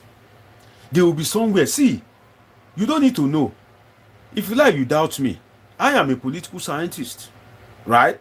I know what I'm saying. So if you speak in your profession, it's okay. But if you like, you should doubt me. Do you know that politicians, what they usually call higher animals, lower animals? Some of you that did biology or economics, I think it's also used in economics or commerce. Maybe in your secondary school, you've heard that term, higher animals, lower animals. That's how politicians see the people. They believe they are higher animals, lower animals. Why? If you like, Bobrisky should fight Tonto Dike, they are happy. It doesn't concern them. Bobrisky fighting Tonto Dike, it doesn't concern them. Basket Mouth fighting AY, it doesn't concern them. In fact, they are happy. BB Naija, the way it's distracting Nigerians, they are happy. When do they ever come into action? When you speak about them. Because you know why? You are threatening their source of livelihood. Politics has become a job. So God bless you, my brother Alex Bade. God bless you, intelligent Polithinkers. Michael Fidelis, I appreciate you, sir. God bless you. Alex Bade. Who would have ever thought that Alex Bade, when he was in service, he will go out with any amount of military escort that he wants? If he says as he's going out now, he wants 150 soldiers to escort him, that 150 soldiers is already available. But when he left, see the way they are harassing him, kidnapping him on his own farm. So it is turn by turn. Turn by turn. So when you see evil, like this guy said, this scholar, Matthew Yemoa, he said when injustice was being done to other people, he didn't say anything. He says it didn't concern him. So they were taking those people, they were executing them. By the time they came for him, there was nobody to speak for him. There was nobody. You can Google him, Matthew Yemoa. You can go and read more about it. So when you see evil and you fail to speak, it's just a matter of time. It's just a matter of time. Boko Haram are bombing people. You say it doesn't concern me. Wait. They are coming to you. Bandits are disturbing people in Zamfara, in Benue, from going to farm. When you read it in the news, bandits kill people on farmland. You say, oh, doesn't concern me that they kill themselves. No concern me. You are, that's why you are buying food at high price today. Because when bandits were stopping people from going to farm in Benue, you were thinking, oh, it doesn't concern me. Benue. Do I have any friend in Benue? No. Do I have any family? Am I from Benue? No. Can I ever go to Benue State till I die? No. What's my business with Benue State? Women that they kill themselves, they go. You don't concern me. You don't know that now it is concerning you. Because if bandits had not infiltrated Benue State, food will be cheaper. So let's have a broad orientation and be your brother's keeper. Maybe you'll be opportune to go to school, right? Maybe your mother and father were opportune to bear the pain and send you to school. But they said the governor is stealing money. He's sending people, he's sending his children to school that they are paying dollars. You say, oh, it's not my state now. It doesn't concern me. I'm not from Kogi State. Don't worry.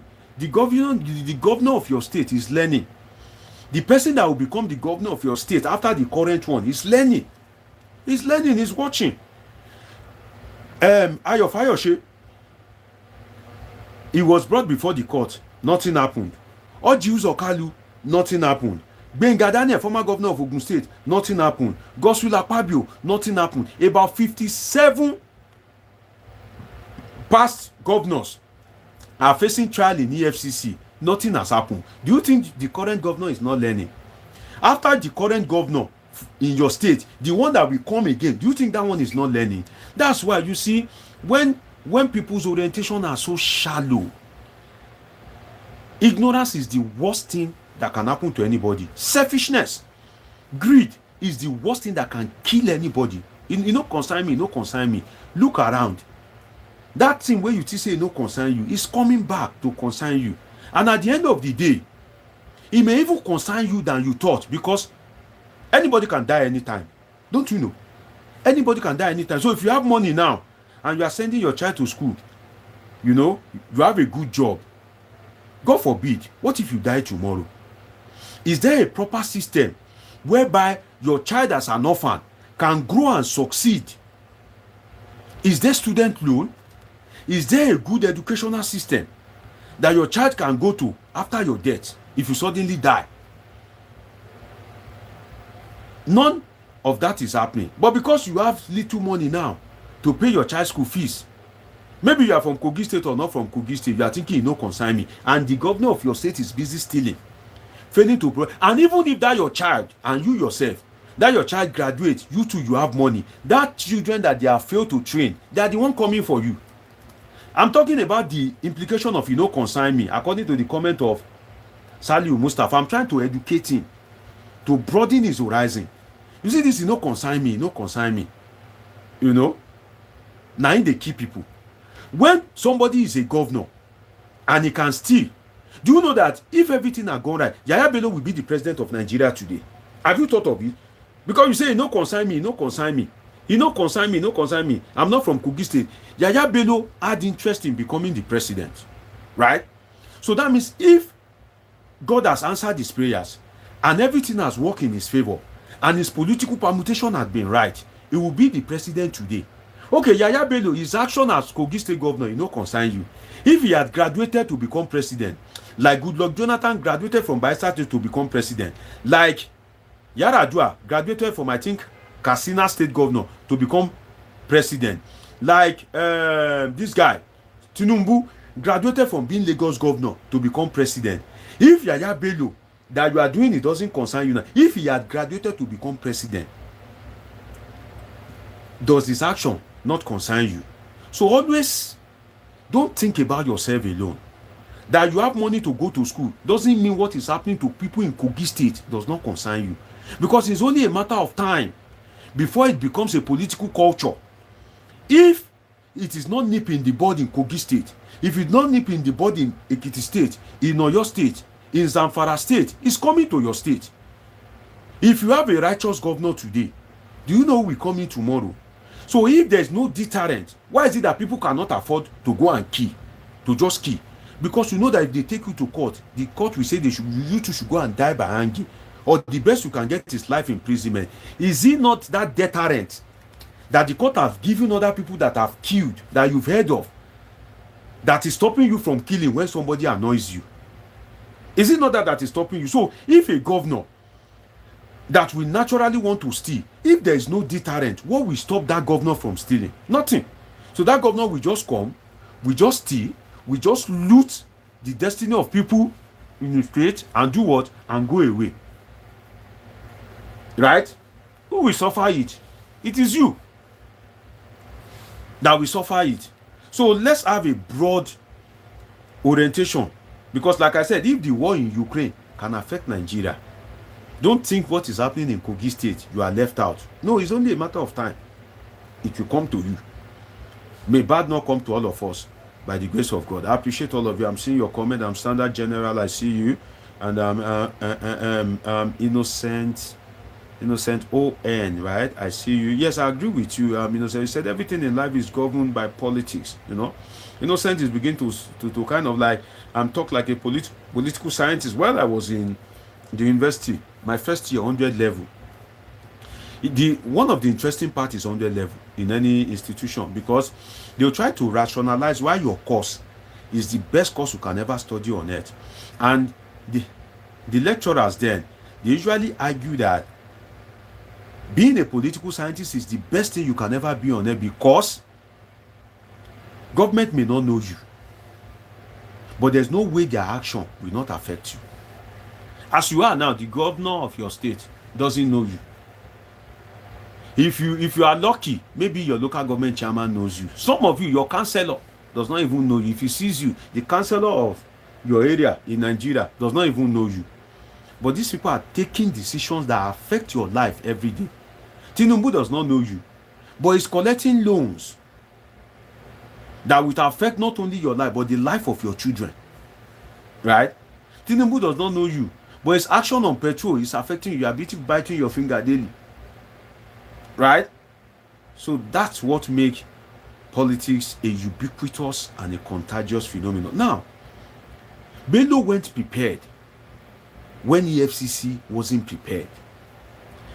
You know why? If EFCC attends to Bello, it becomes official. That means his presence will be officially documented. And see, let us educate ourselves. Right? That's the essence of this platform, and that's why we don't abuse, we don't curse people. Let's educate ourselves. Some of you that are watching me from abroad, right, or some of you that have opportunity to stay abroad, there's something we call appointment. It is only in Nigeria that you can barge into somebody's office without that person expecting you. It is only in Nigeria that you can barge into somebody's house without that person expecting you. That happens mainly in Nigeria. But abroad, there's something we call appointment. The appointment, what is the purpose of that appointment? So that you are coming, you are prepared. The person you are coming to meet is also prepared. I'm telling you why EFCC. I will still tell you the danger of EFCC letting him go. You know me, I speak not minding who sucks is God. I don't have friends, I don't have enemies. If I speak, you will like me. Wait till the next minute, you will hate me. In the next minute, you will like me again. I'm still coming to the danger of EFCC letting him go. But first, let us talk about why EFCC failed to attend to Yahaya Bello. Right? Let us talk about that one first. When we speak about that one, then we will now talk about how EFCC acted unprofessionally by letting him go. So it's two sides. So that your orientation, your level of reasoning, your intellectualism will be broadened. This is not a platform whereby it's just one-way traffic. They'll just be teaching you one-way traffic. You know, the person will just be imposing his own ideas on you. You know, just be cursing. Some of you will sit down on the platform. The person will be abusing your mother and father. You still sit down there. I've seen platform that the person that is speaking will even be cursing people that are watching him, and they'll still sit down there.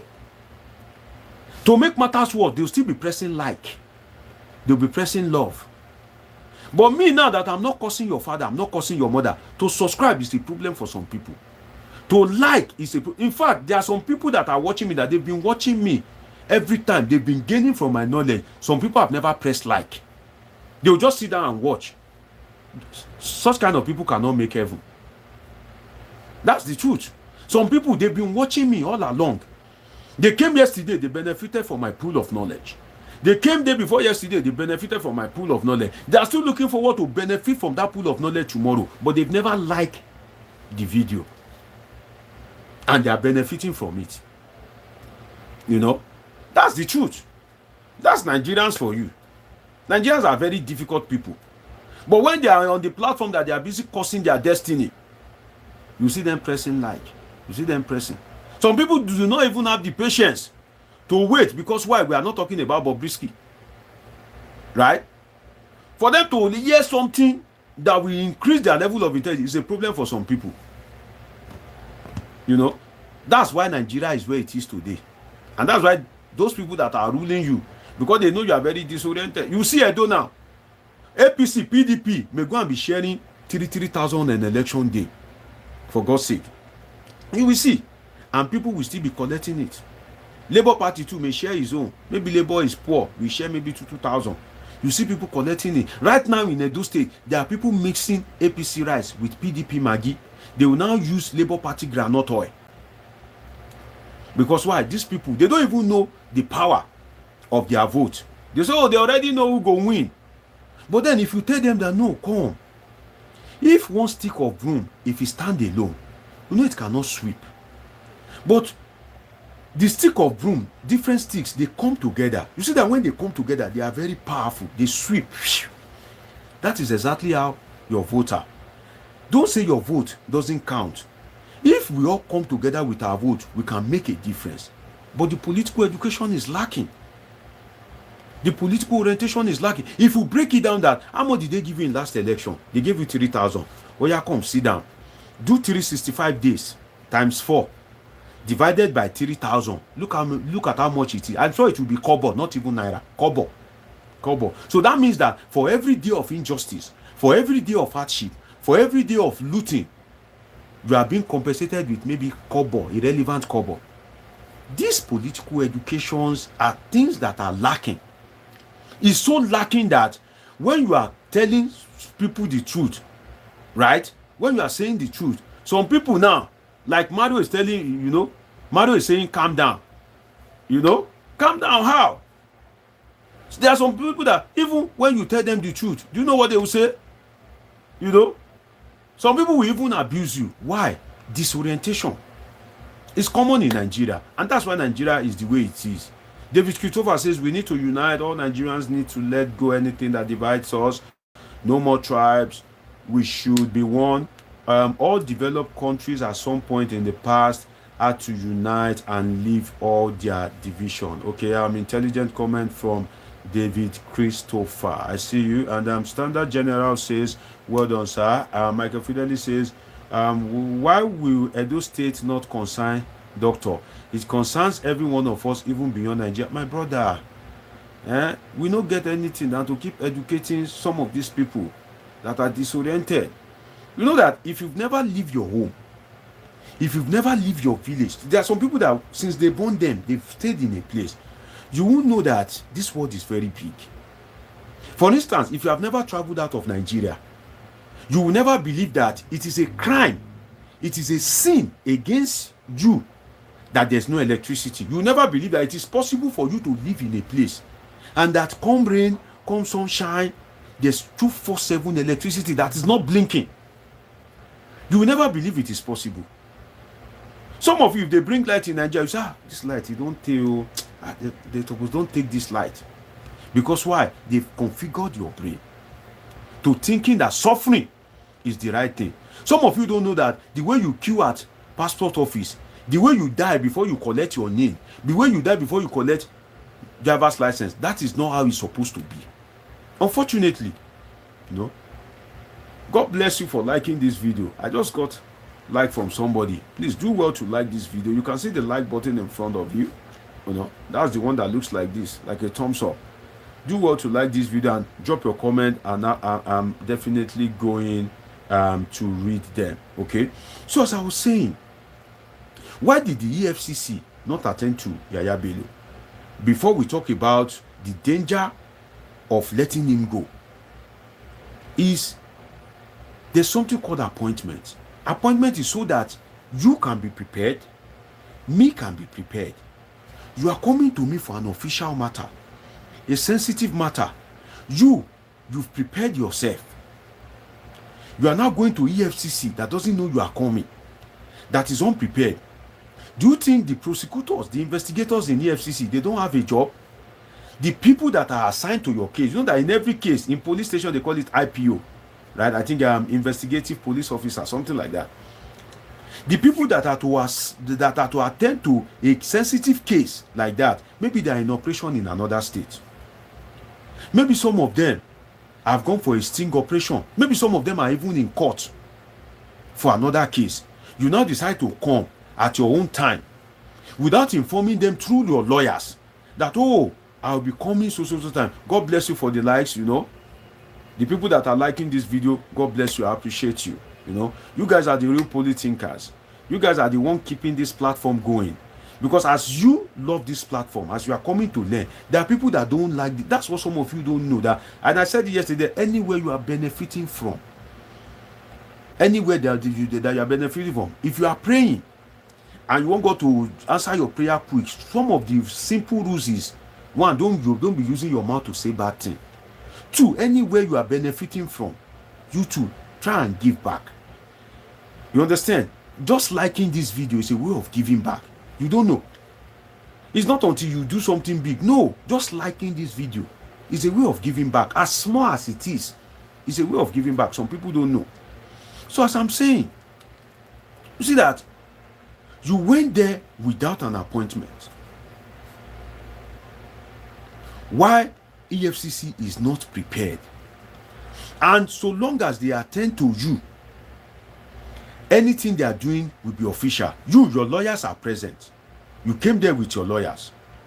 They are prosecutors.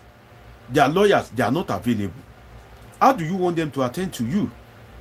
Of course, they can't attend to you, because that is the role of appointment. You are prepared, I am prepared. So if you want to meet me, the reason why they schedule appointment is so that you can be prepared, especially when it comes to official something. I'll give you an example. I was sitting at an international forum. God bless you for that like. Somebody just gave me a like. God bless you. I appreciate you. I was sitting at an international forum, and the Chief Justice of International Criminal Court was in that forum. It was a forum abroad, like a symposium. So they now went into a round table. Some of you that are conversant with this, there will be round table whereby they will be discussing different topics, right? So the chairman of that round table was the Chief Judge of the International Criminal Court and International Court of Justice. The man was seated like this. Look at this, my three finger. The man was seated like this. There was somebody here. I was the person here. So it was one person that was between me and the man. They now ask a question that how do International Criminal Court and International Court of Justice, how do they arrive at their judgment, and how do they how is those judgments implemented? I'll tell you the story another day. But what I want to bring out is that the man said something that day. He said, if you are representing your country at the International Court of Justice and they ask you a simple question like, where is Lagos in Nigeria? Simple question. Everybody knows Lagos in the south is in the southwest part of Nigeria, right? Everybody know that Lagos in the southwest. Please, Shadra Kashid, I believe you can hear me. So if you speak in a language that we don't understand, you are not communicating. So if anybody can interpret what you're saying, if it's a curse or abuse, I will just remove you from this platform. I'm resisting the temptation not to remove you from this platform because I don't know the meaning of what you just said, so you can speak in correct English. It's okay. I'll use brain to carry it. You can speak in pidgin, but if you speak a strange language that that people cannot understand, in fact, let me remove you, sir. Bye bye. I've removed you from this platform. So as we are talking great people, the man at the International Court of Justice, at the International Criminal Court, he said, when you are asked where is Southwest in Nigeria, you are at liberty to say, oh my lord, please let me go back to my president and my governors. Let me go and ask the political leadership that where is Southwest in Nigeria. That the fairness goes to that extent. In fact, if they ask you what is the name of your president, if they say the name of your president is Bola Ahmed Tinubu, right? You can say, my lord, please let me go back and confirm whether his name is truly Bola Ahmed Tinubu. Maybe his true name is Bola Adekunle Tinubu, but people are just saying Ahmed, and it has gone viral. Let me go back and ask the president. They will allow you.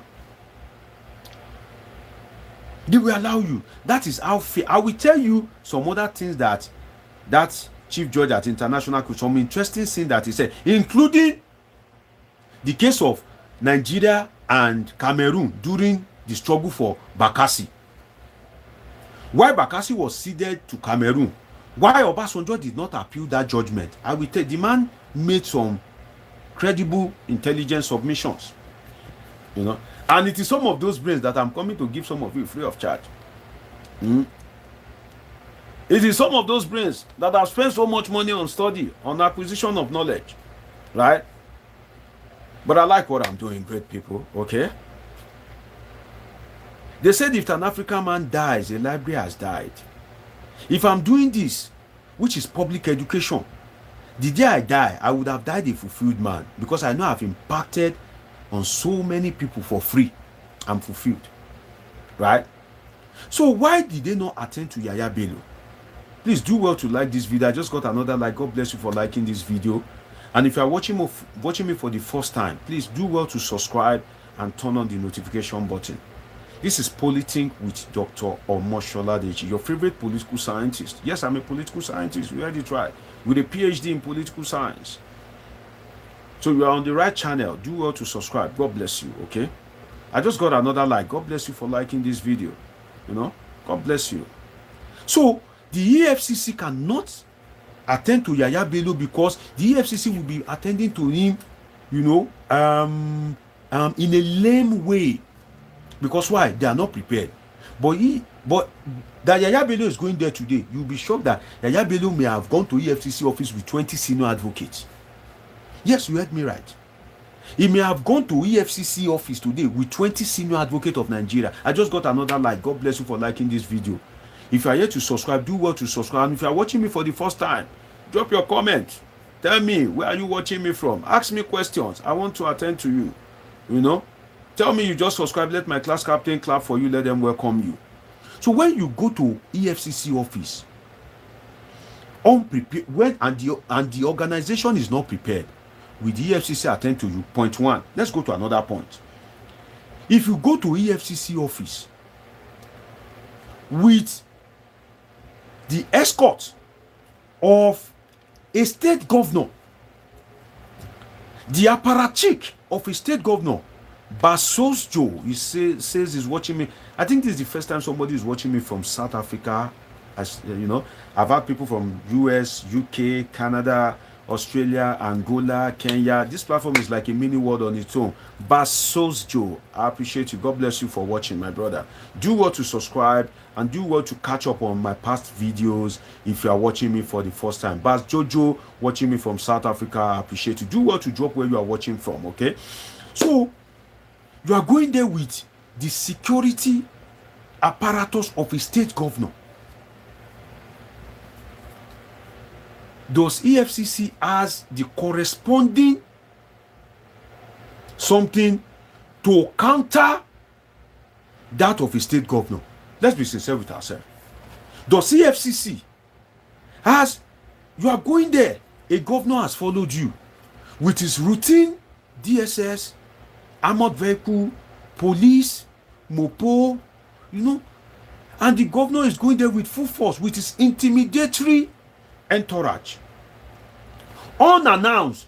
You didn't tell them you are coming, no. Unannounced. You just showed up there. And the convoy of governors in Nigeria. The amount of police. The first three Okada. We first of all enter EFCC office. What is going on? Before you know it, the motto of maybe army, DSS, police. Why? Because the governor is in Yahaya Bello's, is part of the people accompanying Yahaya Bello. Temi Adebisi, watching me from the United Kingdom, he says you love my analysis. God bless you, Temi. God bless you, Temi. Temi, where in United Kingdom are you watching me from?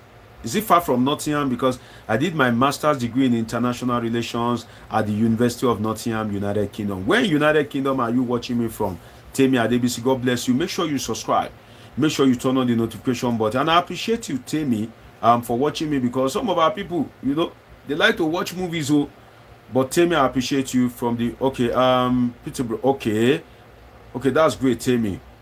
Glad to have you here on this platform. Okay, do well to subscribe if you are yet to, and feel free other people to tell me where you are watching from. So if you come unannounced, if you come on Basosjo, you are watching me from Cape Town. Okay, Ebuka is watching me from Ireland, and Business Channel, that's KK Success from Oshogbo. I used to clap for people watching me from Nigeria. It's not easy to buy data. Abroad, the internet is not a problem. So permit me, I'm not being partial. Let me clap for Business Channel. It's not easy. Nigerian people know they get data. God bless you, Bas Jojo, okay? Always keep up with Polithink, with Dr. Omoshola Deji. Chukwebuka, I see you. So if you go to EFCC office in an intimidatory manner, and EFCC haven't learned from past experience, when they were about to arrest Yahaya Bello, the kind of show of shame that the governor's security aides put up, will they allow such a show of shame again in their office? Will they allow it? Because they know that if they try to attend to you, and if they find a reason to detain you, they can't even detain you. Because the governor's security agencies are on standby. You have come in an intimidatory fashion, in an intimidatory manner. How will they attend to you? Let's be sincere with ourselves. Before I go to the danger of why they ever allow Yahaya Bello to leave, but let's talk about why they can't attend to him. You came unannounced. The investigators are not prepared. Maybe they are not even in office. Maybe they are not around. You stormed there by surprise, right? Which is not ideal. I've told you the role of appointment. And Temi, Adebisi, I guess maybe you are a student in the United Kingdom. You can tell our people about appointment. You cannot just badge into a lecturer's office in the UK without appointment, because that lecturer is preparing for you. Yes, you heard me right. I've went to meet a lecturer while I was doing my MA at the University of Nottingham, and the lecturer has about 30 minutes for class. The lecturer told me, Mosh, that's my nickname, Omoshola Deji. There's a Mosh in between. He says, Mosh, maybe we can do this better sometime, because I have a class in 30 minutes and I'm preparing for my class. A professor preparing to come and teach a master's class. What does the master's class, what do they know? So appointment is so that EFCC can be prepared, it too can be prepared. But when you storm there, and EFCC is not even prepared in terms of police, in terms of adequate security to counter that of the governor, the EFCC is helpless. They cannot attend to you. That is, we've settled that side. Now, let's go to another side. Temi Adebisi says you are right. Even if you don't have an appointment, you can't visit your lecturers. You cannot. You cannot. You cannot. It's not even your lecturer. Sometimes your neighbor. If you want to discuss something with your neighbor and you have your neighbor's phone number, sometimes even if you meet your neighbor, maybe you meet him at the walkway. If you want to discuss something, your neighbor will tell you, is it convenient, if we discuss this also? If your neighbor is a Briton, they take appointment very, very seriously. Sometimes if I go to my school, if I want to do something, they will look at me and they will say, do you have an appointment? I will say no. They will look at me that, are you from Plateau or Mass? How can you come without appointment? That's how it is. So why did Yahaya Bello go there without appointment? It is to frustrate the effort of EFCC. We've established that. What is the danger of letting Yahaya Bello go? We've touched one side. Let's go to the other side, right? If you are watching me for the first time, you are live with Dr. Omoshola Deji, political scientist. Yes, that's my occupation. I'm a political scientist with a PhD in political science. So if you have been looking for a channel to hear the true analysis on politics and happenings in the polity, you are here live with Dr. Omoshola Deji. So if you are watching me for the first time, do well to subscribe, do well to turn on the notification button so that anytime I come live, there's always something to learn, there's always something to gain. And if you are watching me, you are definitely a Polithinker. And what are we doing right now? We are Polithinking with Dr. Omoshola Deji. I'll be calling the phone line after this political masterclass to hear from you guys as well. You guys have been hearing from me. I'm looking forward to hearing from you too. Maybe that thing you want to say, maybe I don't know it. And like I always say, don't be intimidated. Nobody is, the embassy of knowledge. Here, everybody is equal. We are learning from each other, right? So now, the other side, let's go to the other side and look at it from another angle. You are looking for somebody that has stolen 80 billion. That is alleged to have stolen 80 billion. You have gotten confirmation from the school. The school his children is attending, that he paid in dollars in advance. You have traced that money. You have seen that money came from Kogi State coffers. You have established a prima facie case against this person. You have your evidence right before you that you want to tender in court. At least you have hired your witnesses, people that you will use as witness, right? And you have been looking for this person. In the interest of justice, if you can't go and bust the house of that person, maybe he's hiding in State House, right? And you don't want governors in Nigeria to come for you. Because if you do that, governors in Nigeria, both PDP and APC, they will revolt against Bola Ahmed Tinubu. And you don't want to do that. This person, the devil in him has pushed him. The devil in him has pushed him to your office. Is that not an answered prayer? EFCC chairman, do I need to lay hands on you and pray? Do I need to fast and pray? Do I need to speak in tongues? Do I need to start casting and binding before you know what to do? Right? What is the essence of other security agencies? Immediately, Yahaya Bello got there.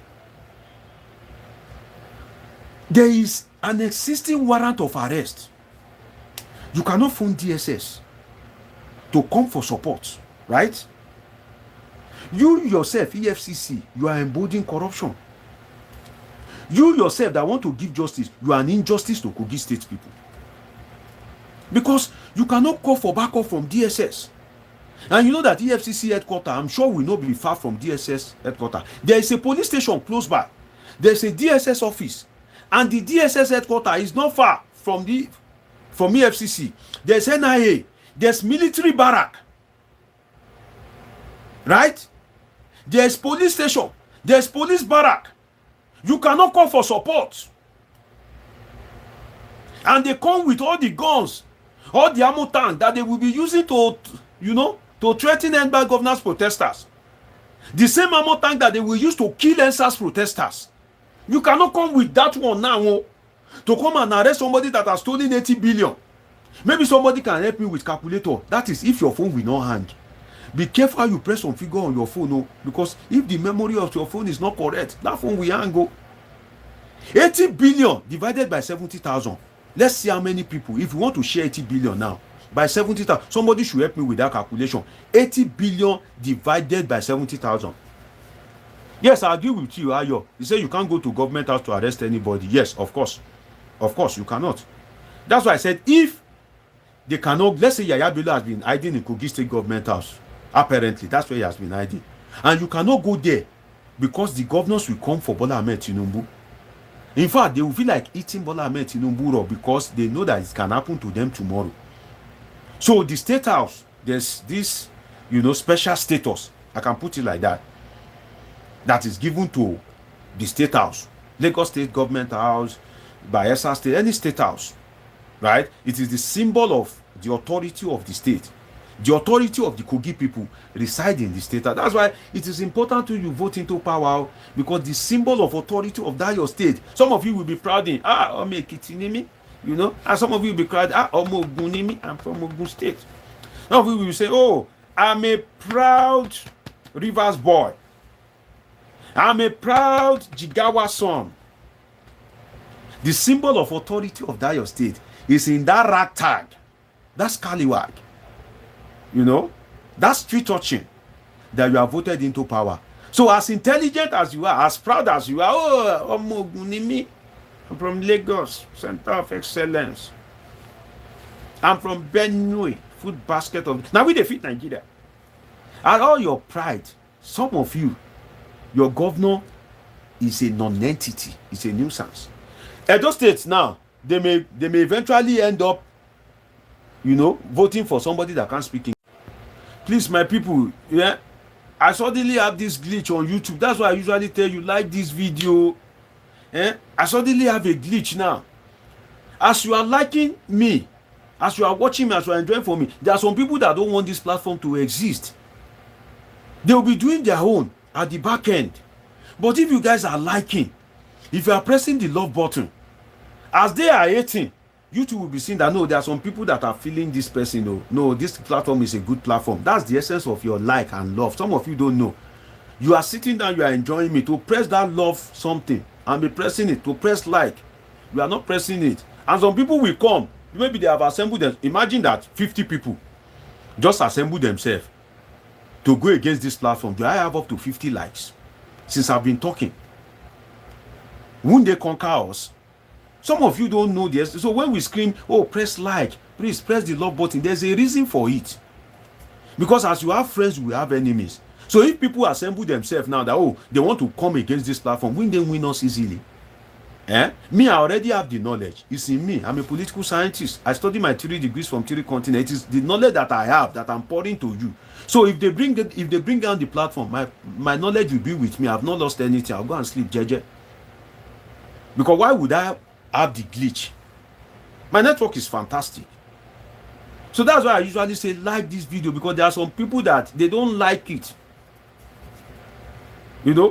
Some people are praying for the platform to go. As I'm educating you, as we are educating ourselves, some people don't like it. It is that ignorance that is benefiting some people.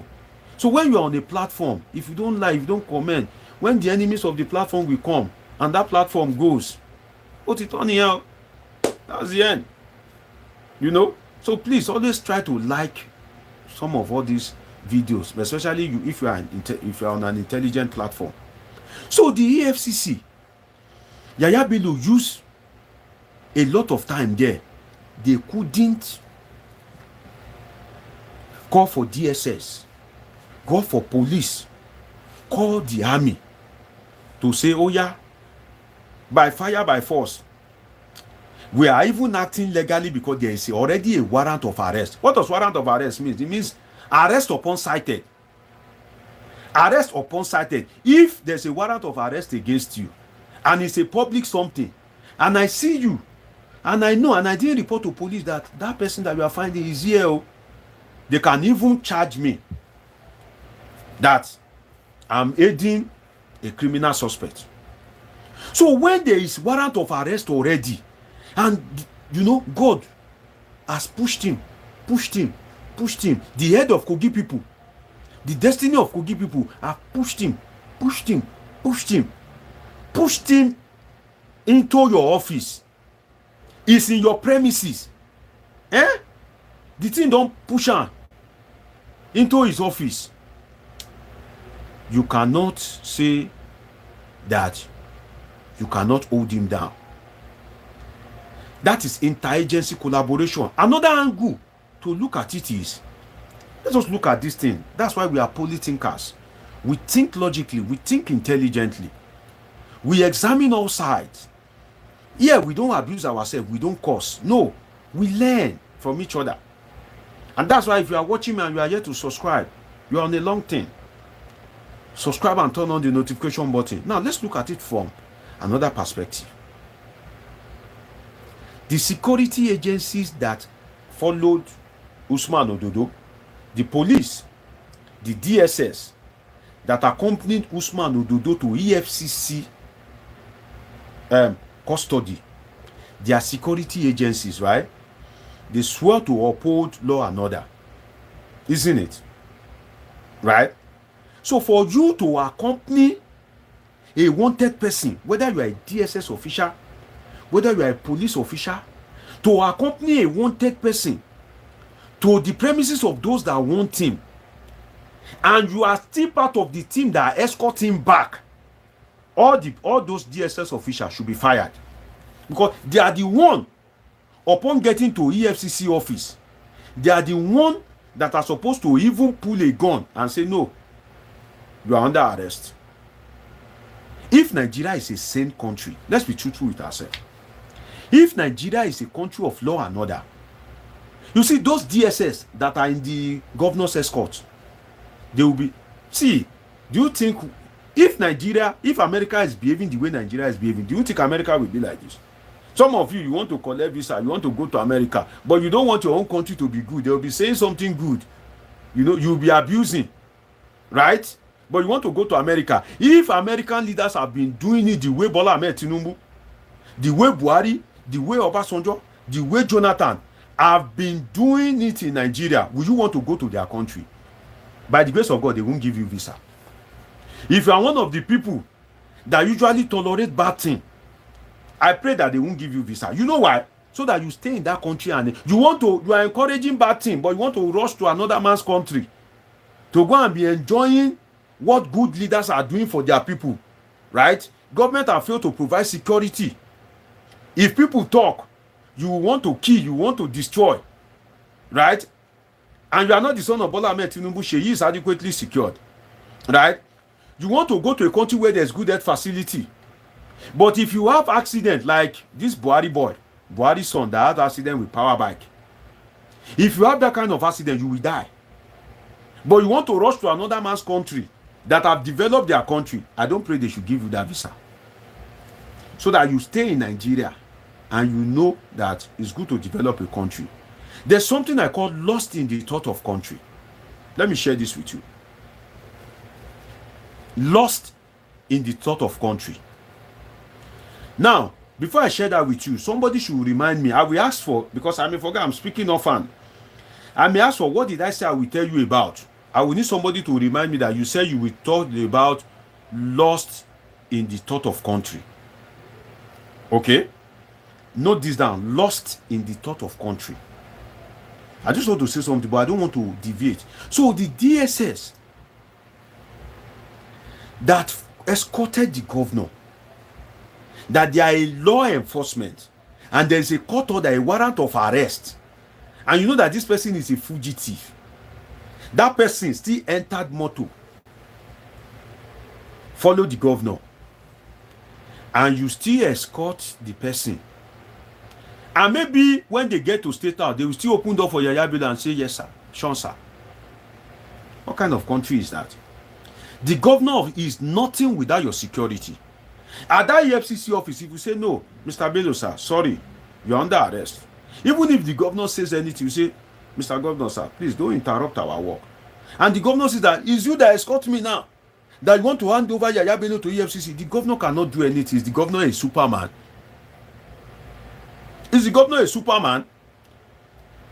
At doing that, you are doing your job as a security agency. If it were to be abroad, Yahaya Bello cannot go like that. I'm telling you. that you step into EFCC custody. In fact, they will call helicopter.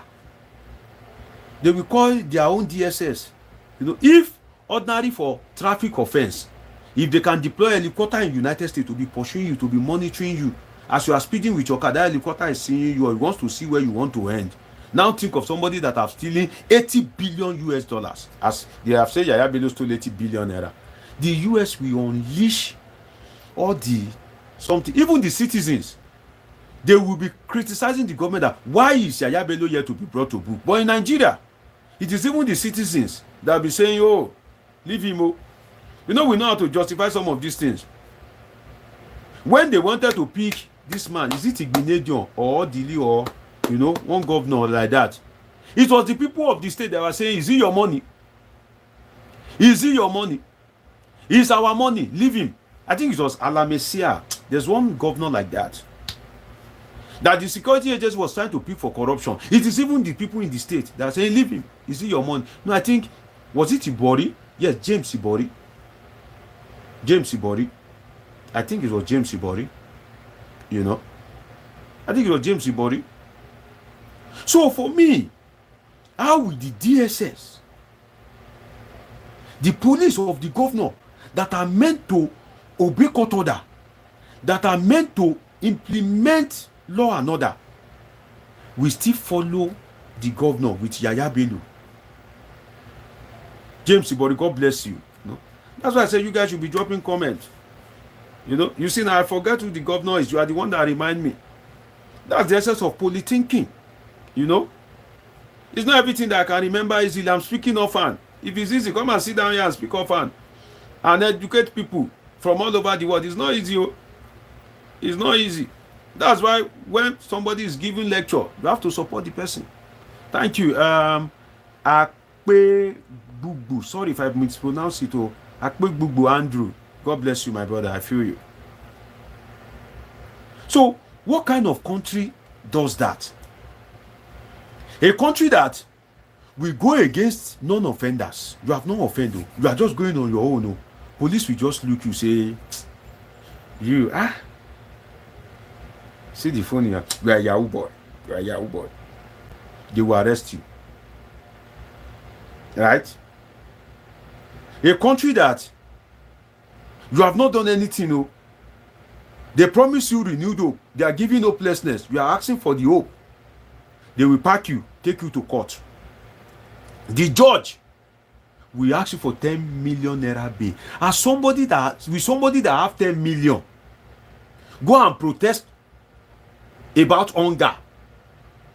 Somebody that have 10, because the end by governance protesters, the judge is charging them 10 million naira bail. If you have 10 million naira, will you go out and protest against hunger? At least your level is still advanced more than others, right?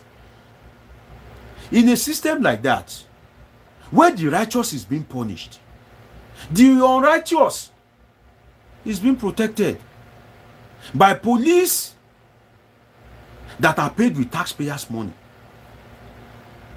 by a governor that is enjoying taxpayers' money. Imagine, these are some of the absurdities in Nigeria. These are some of the things that gives you headache, that will makes you feel like as if you should cry sometimes. That the police that will jail innocent people, the DSS that will unleash venom on end bad governance protesters, on illiterate people, they won't go after the big boys. Illiterate that is just carrying flag, that doesn't even know the meaning of the flag, they will go after them, lock them up. They will go to court. Court for protesting will grant government 60 days of your freedom. You know what 60 days means? You are presumed innocent until proven guilty, right? And they will grant 60 days, even if you are investigating a terrorist. In Senate crimes, I doubt if the court will give you up to 60 days. But the court for protesting, a court will grant 60 days, that they should detain you for 60 days. Whereby the peak of that offense, if you are a normal protester, the highest they can charge you for is disruption of public peace. Yeah, you heard me right. Disruption of public peace, or likely to disrupt public peace, which can be maybe 2 months imprisonment or even community service. That, oh yeah, go to that market in your community. After the close market, you and other people that have been convicted, you guys should be the one to be cleaning that market. Community service. That drainage that is always causing flood, oh yeah, take them there. Let them be evacuating the refuse from that drainage from 9 to 4. And they won't be paid shishi. That is community service. Community service. Right? So if the sentencing is even greater than when you are convicted, look at it. But you see, people that are supposed to uphold law and order, they are the one even protecting Yahaya Bello. So the governor that sought to uphold law and order is not upholding it by harboring a wanted person. The security agencies protecting the governor that are supposed to uphold law and order are not upholding it by harboring a wanted person and giving protection to a wanted person. In a same country, you see when Usman Ododo, during the first time EFCC tried to arrest Yahaya Bello, in a same country, all the security details, all of them will face ugly room trial. All of them. Because you are confronting your fellow security agencies that came to arrest somebody. You are now confronting a fellow security agency like you because you want to protect somebody that is accused of a crime. You will be facing ugly room trial. You cannot escape it. If Nigeria were to be a sane country, you cannot escape it. That you, a policeman, you are part of the governor's escort. Policeman also escorted EFCC to arrest Yahaya Bello in Abuja. You, a policeman, a trained policeman, you are facing your fellow policeman to protect a wanted person. You cannot escape ugly room trial. There's a punishment for that in saner crimes. You cannot escape it. Because why? You have gone against the dictate of your profession. That is professional misconduct and it has consequence. Because why? They will ask you, is that what you are trained in police academy? But the police officers that colluded with the Kogi State governor to provide illegal security for Yahaya Bello to escape, nothing has happened to them. Nothing. If those ones have been dealt with, now those ones in EFCC custody that follow the governor to EFCC, they will make sure that they hand over Yahaya Bello to EFCC. So how will EFCC be able to interrogate and detain him if there's need to? Another reason why EFCC allowed him to go, you know, I've looked at one side, let me look at the other side.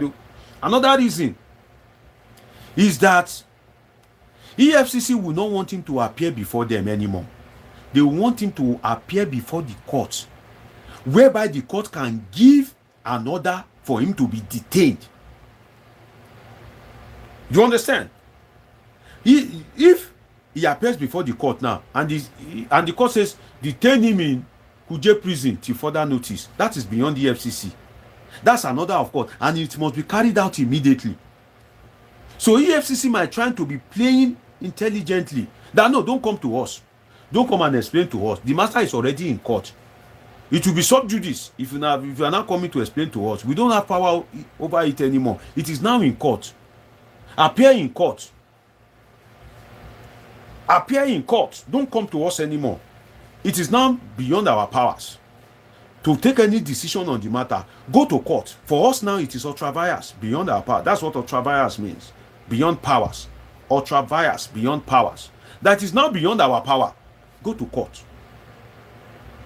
The EFCC, knowing fully well that if he gets to court, they can argue strongly for his detainment in prison. For the case to continue, even if they are going to grant him bail. But in the same country, Yahaya Bello would have been arrested because he is already wanted. The security agency can arrest him. Then they will now take him to court. The court will now say go and detain him in prison. But the EFCC may want a situation whereby he will appear in court so that if they attend to him, he will be like, oh, I've explained myself to EFCC, I provided evidence. No, that explanation you want to give us, go and give the court. That evidence you want to present to us, go and present it to the court. That's why, another reason why EFCC may have failed to attend. You can see that I've covered both sides, right? Why the EFCC didn't attend to him, and why, and the danger in EFCC letting him go, the illogicality aspect of it. That's why when you come to this platform, there's no way you won't be intelligent, because we cover both sides. You understand? You know, there's a way you will be reasoning when you listen to me every time. When you see something, there's a way your intelligence will come towards that thing. It's called logical reasoning. Logical reasoning. That's why, as a political scientist, I am trained to see all but believe nothing. That's my training. As a political scientist, see all but believe nothing. Hear all but believe nothing. You ask me, what will you then believe? The truth. The truth. When you are seeing all and you believe one, that may not be the truth. You look for the truth yourself out of all those things that you are saying. See all but believe nothing. What will you now believe? The truth. And how will you be able to unravel the truth if there's no logical reasoning? And that's why on this platform I don't joke with logical reasoning. That's why you see that some of my regular watchers, if I come from this side, I will come from this side too. Then I'll leave the rest to you. That's why I said I'm the political scientist you cannot like, you cannot hate. Because one moment you will like me, the other moment you will hate me, another moment you will like me again. You will now be confused.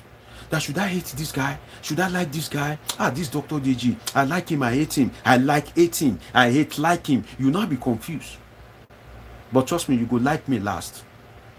When your intelligence is improving, when you are in a public forum and you are now talking politics, and you are now analyzing politics and happenings in the politics, there are some point that you will give that people will look at you like evil spirits. Akpebu Andrew, are you the one that just give this point? And you will smile in your mind and say, Dr. Deji, you carry me reach there, great guy. You will not come back to tell me. You know, I've shared with you, one of my friends, he did business information system at the University of East London. While I did masters in international relations, he didn't go for PhD, right? But when I was doing my masters, he was doing business information system. So he will call me and he'll be talking to me about politics happenings in the polity. I will talk. We'll just talk together. You know, this thing comes easy for me. There was one day he now called me. There was a major issue. He now called me and said, Deji, how far now? What do you think about, you know, this thing that is happening and all that? I was now busy. I said, well, Ibrahim, his name is Ibrahim. I said, Ibrahim, leave me, I'm busy. Yeah, we'll talk later. We'll talk about it later. He said, no, you know, that I want to talk to you now. I said, no, I'm busy. He said, no, I have to talk to you because some of the points you used to give me is what I take to the streets too, you know. And that's why I said, maybe one day if you're an engineer, I will come to you. You must teach me engineering. I want to learn too. If you're a tailor, maybe one day I'll come to you for you to teach me tailoring. So that it will be give and take. So let's continue. Right? So if EFCC did not arraign him and did not interrogate him, it's because it would be difficult to detain him. And the resources may not be available to EFCC. If you are watching me for the first, I'm going to the second topic now. Now I told you I have two great topics. In fact, I made it till you said when I came, I first talked about DSS, whereby they are downgrading the name of terrorists from my profile to just casual watch or something like that. And I gave an in-depth analysis of that. When I started, I used that to kind of like water the ground, although I didn't include it in my topic. Right? And the other time, I said I will speak about INEC insistence on Wike's cousin as the resident electoral commissioner in Edo State. What does this mean? I gave you the outline yesterday. That's the topic I'm going to now. You know, I've spoken extensively about this Yahaya Bello thing. I'm going to the last topic for today. You know, I've been promising you that we touch on that topic. I'm supposed to touch about it yesterday. The note for the political masterclass on that topic is ready. But yesterday I was very tired, you know. So I couldn't go on for long. But I'm going to make it happen today. And that's where we are going now. If you are watching me for the first time, do well to subscribe and turn on the notification button. I said you guys will remind me of something. Can anybody remind me of that thing that I said that you guys will remember, that when I finished talking about this Kogi case, that I'll speak about it? I mentioned it. Can somebody remind me? I remember, but I want somebody to remind me. You know, it starts with lost. I mentioned lost, blah, blah, blah, blah, blah, blah. And I said somebody should remind me. Can somebody remind me? Lost in the thought of country. God bless you, really. Lost in the thought of country. That's one of my great class captain, Willie. Shout out to you. Before I talk about lost in the thought of country, let me give you the phone line. You know, I've covered so many things today. I'm seeing that one of Jimmy Disu that I first of all talked about too. But let me drop the phone line, WhatsApp only. You know, if you want to call in while I talk about lost in the thought of country, because if you don't call in, once I start talking about the INEC insistence on Wike's cousin as resident electoral commissioner, I won't pick the call, or I will turn off the phone line.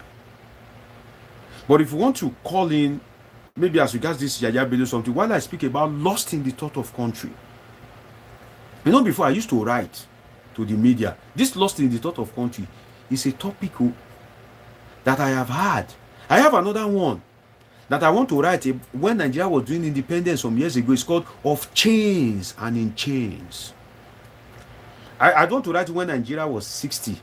If the topic was to be Nigeria at 60, of chains and in chains.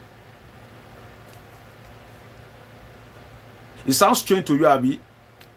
You know, you're the one that say, what does Dr. Deji mean by of chains and in chains?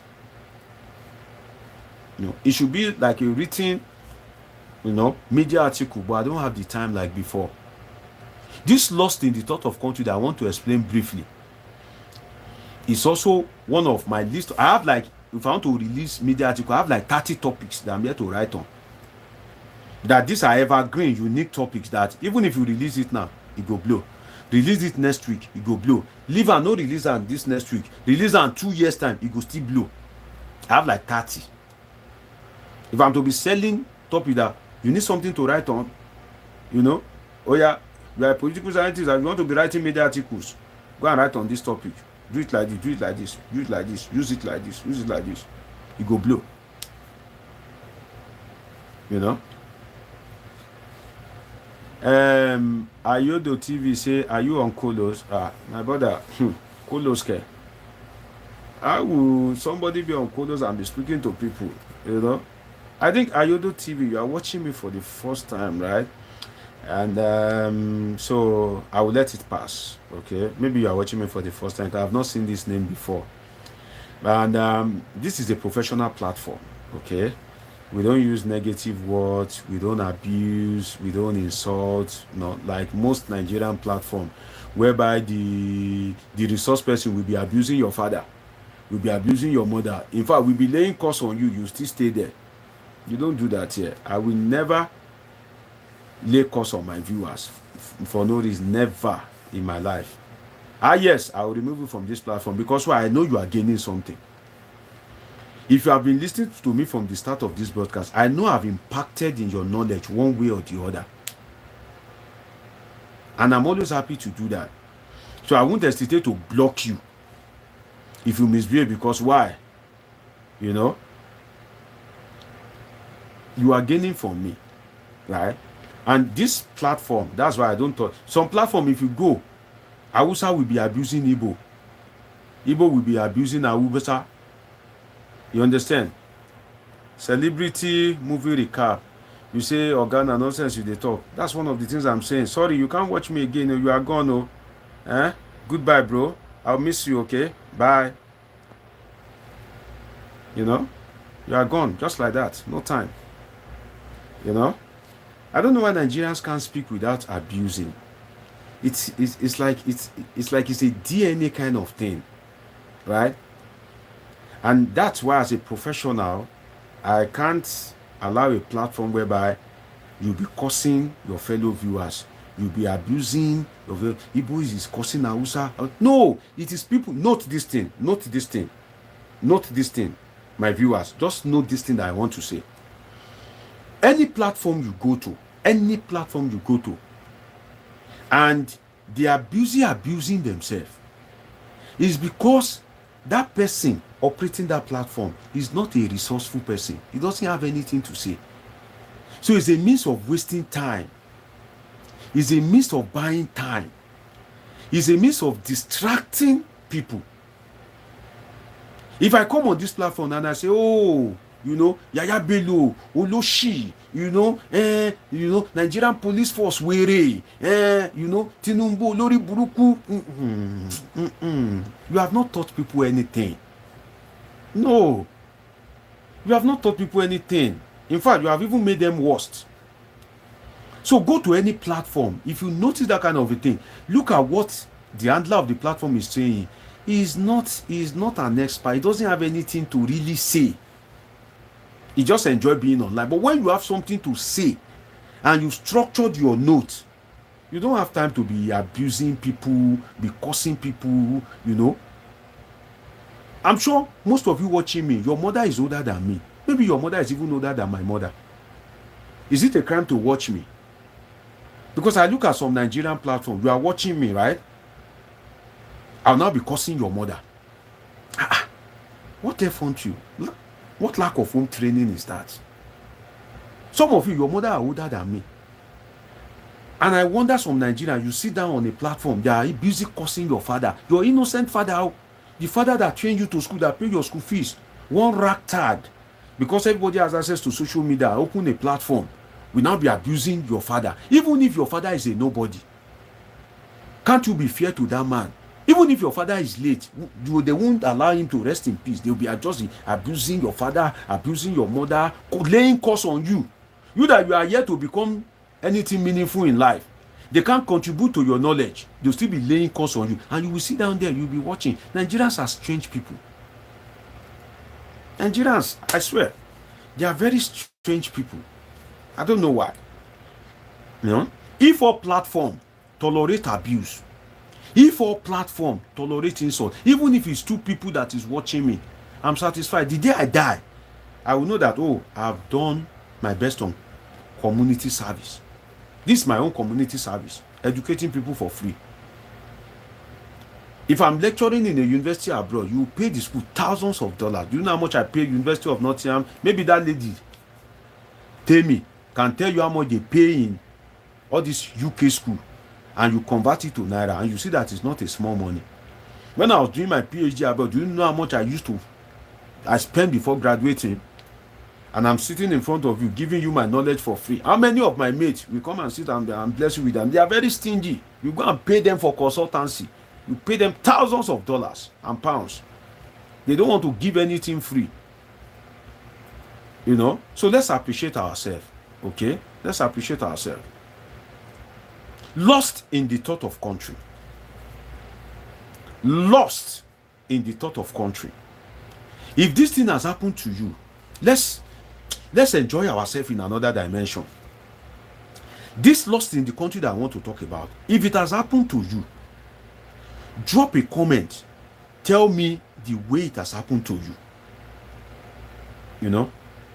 I'm your Sheikh. I see you. God bless you. Please don't forget to like this video. If you are watching me for the first time, do well to subscribe. Do well to turn on your notification button. Drop your comment. I want to read your comment. I want to hear from you. Let me call the phone number to dial before I go to the issue of INEC insistence to use Wike's cousin as resident electoral commissioner in Edo State election.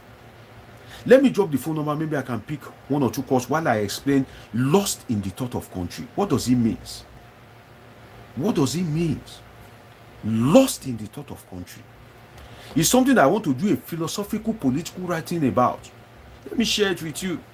And if your brain feel picker, and you want to use it to write an article, just make sure that the article that you write, you acknowledge me in that article. If not, I will sue you thousands of dollars. Make sure you acknowledge me. That Dr. Omoshola Deji said this and this. Just acknowledge me, okay? The number to call, if you want to call, is +55, WhatsApp only. +55 13. No, let me start again from the beginning. +55 13 99 666 6361. Again, the number is +55 13 99 666 666 6361. Again, +55 13 99 666 6361. You know, +55 13 99 666 6361. Willie, I see you. Thank you, my brother. God bless you. And Don C. Vevo says, just like and commented, God bless you, Don C. Vivo. And Nonso Franklin says, in Nigeria, morals are in the drains. I believe you. And he also says, it's a shame to see how radicalized Nigerians are. Okay. God bless you, my brother. What else? Akwegbu Andrew says, please like the live. God bless you, Andrew. He says, this country don't use data or fact. We act on assumptions. And I say those people saying that are under someone who benefits from corruption. Thank you, Akwegbu Andrew. I see you. So if you want to call in, feel free to call in while I explain what I mean by lost in the thought of country. Now, if you're abroad, if you've ever lived abroad before, has anything ever happened to you that immediately it happens to you, you remember Nigeria, and what comes to your mind is, oh, I wish, or had I know? I will explain. I wish comes to your mind, or had I know? Right? Had I know that things will turn out like this by facing this kind of racism, I'll be one of the people that will join protest if they call for protest. Had I know?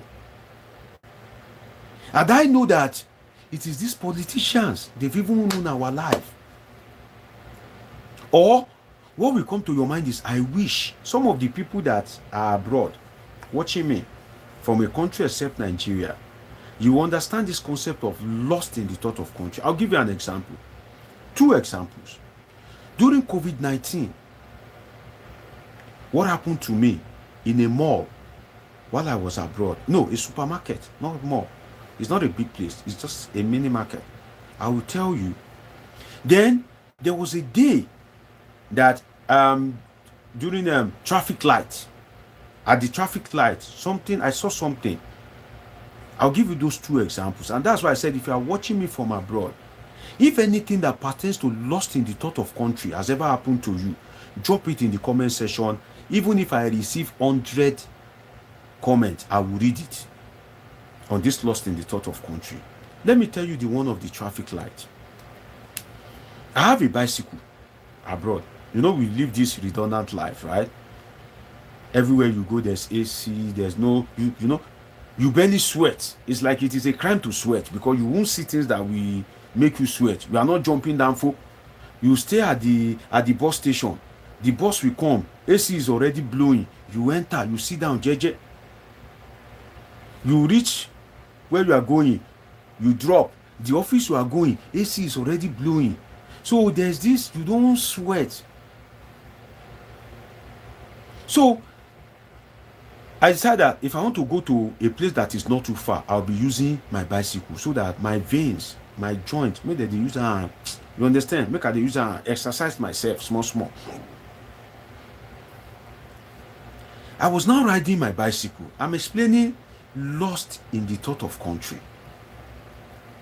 I was now riding my bicycle. So I happened to be at the front when the traffic light went red. I had not yet passed. The traffic light went red, like it's, you know, it's on, that red one, which means stop. So I stopped. But I was at the front. A car was by my side. There were other cars. Then at my back, other people that are riding bicycle, others that are using what we call Okada in Nigeria, they were there. All of a sudden, one ambulance passed. Ambulance passed by. In that ambulance was the citizen of that country in a coma. He was dying. In that ambulance, there were doctors, there were drips, there were nurses, everything complete. Because they were attending to the man to save his life. There was this fluorescent, in ambulance, they on the fluorescent. So I think because they are rushing, they are forgetting to close the curtain. Normally in ambulance, you close the curtain so that the public won't see as you are struggling to save the life of the person or to stabilize the person. But I think they are forgetting. Maybe while they were rushing the man into the something, their body have, draw the curtain in the ambulance. I see the level of expertise, the level of commitment that was being given to that man. If that man died, he has died in peace. He has died a fulfilled man. His country has put in its best for him. Instantly, while on my bicycle, you know what happened to me? I was lost in the thought of country. I was lost in the thought of country. That what happened to this man? If it happens to you in Nigeria, you will die. Because as they are carrying you to the hospital, the roads are bad. Jagan, jagan, jagan, bagan, bagan, jagan. They can't even set drip for you. Because for them to set drip for you instantly or something, or to give you an injection, if it were to be this intravenous, or how do they call it, as to be corrected injection, at least your hand must be stable, right? But in a country whereby there's pothole everywhere, how do they want to set drip for you? I didn't know whether the man eventually survived. But the country has tried their best for that man. As I was standing there with my bicycle, that thing that I saw instantly, for like 3 days, I was lost in the thought of country. Lost in the thought of Nigeria, that, oh my God, if this thing happened to my parents, suddenly, maybe your parents in Nigeria, they just have maybe heart attack. You that you are abroad now, if anything happens to you, instantly, they've come. Free. But let's say you are in Nigeria, or your parent in Nigeria, with all the money you have abroad, that you are living fine, they just have small heart attack, or maybe their leg just slipped, and maybe their head just hit the tires. Which ambulance want to quickly come and attend to them?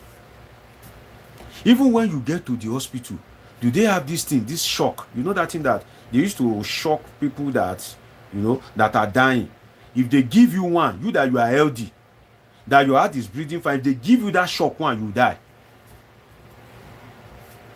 If they give you one, you boom. Some of you will know it, some of you that are in medical. You that, me now, as I'm breathing fine, as I'm living fine, if they put it in my chest and they give me 1, 2, I feel die. They used to use it to revive people that are unconscious. If you get to the hospital, they don't even have it. Instantly, I was lost in the thought of country. Do you know what happened? That lost in the thought of country, when the traffic light went to green, I was already lost. I just stood there. They are now speaking, move now, move now. I was still lost. Not until somebody tapped me. Say, see light, move now. That was when I moved. What happened to me that day is called what? Lost in the thought of country. I was lost in the thought of country. That, if this thing happened in Nigeria, I would law Obafemi Awolowo, long gone, lost in the thought of country. The issue at the mall that I said I will share to, that one now falls under the I wish. I told you that it will either be I wish or had I know. I've given you an example of I wish. Let me go to had I know. I was at the mall abroad during COVID. No more. I don't know why mall keeps coming to my mouth. Like it's like a supermarket, like a mini market. Mall is big, like mall. That's big. So at that supermarket, it's close to my house. You understand? So I now went there to get something. The owner of the supermarket knows me that, this guy is, he has lived in this environment for years, and they know I'm a very peaceful person. When I went there, it was during COVID. A citizen of that country was opening the fridge to take something. He was opening the fridge. There's a space at his back that, because it's a tiny space, that I can easily pass through to the next fridge to pick something. And while I was about passing his back to the next fridge to pick something, the man just used his back to push me away. You would think maybe it is from my hometown that COVID emanates from. You will think that CNN, BBC has said it in the news that it is Dr. Omoshola Deji that created COVID. You will think COVID is my surname, as if I'm Omoshola COVID. You will think COVID emanated from Africa. Or even, maybe he doesn't know my country, but at least he knows that I'm an African. You think COVID emanated from Africa. To the best of our knowledge, COVID emanated from China, right? And I don't look like Chinese. The man pushed me away in such a way that I had to struggle. When they say struggle, I had to struggle hard. The man is way older than me. I was thinking, should I push this man back? Should I tear him a dirty slap? Should I give him a blow? Because the camera in the supermarket will be able to see that definitely he was the one that attacked me first. Should I punch him in the face? But then I held back, because I know that everything usually go against a Nigerian is in his country. It's in his country. Instantly, it dawned on me that if my forefathers had known, they should have been holding leaders accountable. That, for the rest of my life, I will always hold leaders accountable. My voice may be a tiny voice. It may not create any change. But I will say the truth the way I'm supposed to say it. And like the broom case that I cited, one broom is irrelevant. But broom, collection of broomstick, usually sweep, right? That day, what that man did to me, I got home. I was angry for no reason. I was sad for no reason.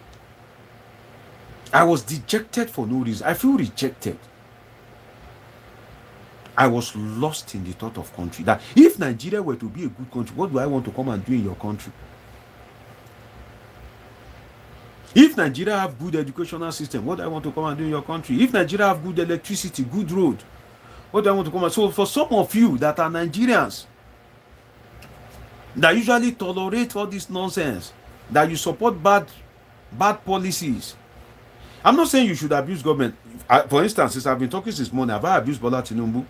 Have I abused Atiku? Have I abused Peter Obi? No, I don't abuse. I've just been saying the truth and reasoning logically. Some of you that tolerate all these things, that you engage in vote buying, when you go abroad, you go and chop your cane there. When racism hits you, go and chop your cane there. Maybe you are working freely in Nigeria. When you have to go and document yourself, renew visa, collect visa, renew your papers, you know what it means. I was lost in the thought of country. That's what, I don't want to waste time on it, but I've given you 2 instances. So if you are watching me from abroad, I think that should go to Temi, right? That lady watching me from UK, and Temi at DBC. If you are still watching me, I would like to hear from you about this concept of lost in the thought of. I'm sure you must have experienced something there in UK. Tell me about it. And the man watching me from South Africa, I'm searching for his name now. I'm sure in South Africa, you must have experienced something about that will relate to this lost in thought of country. That thing that will make you remember home, that will make you regret the way Nigeria is, that will make you wish that Nigeria would have been a good country. Lost in the thought of country. You know, that man watching me from, okay, Don Sivevo, you are watching me from Ghana. This lost in the thought of country that you just heard, I want to read from you. There's no way you wouldn't have experienced something that if you are abroad, there is no way you would have experienced something that would have made you thought about this lost in the thought of country. So if you are watching me, I want to read your comments. You've learned from, let me learn from you too. Lost in the thought of country. How have you experienced it? What has happened to you that got you lost in the thought of Nigeria as a country? I want to read from you.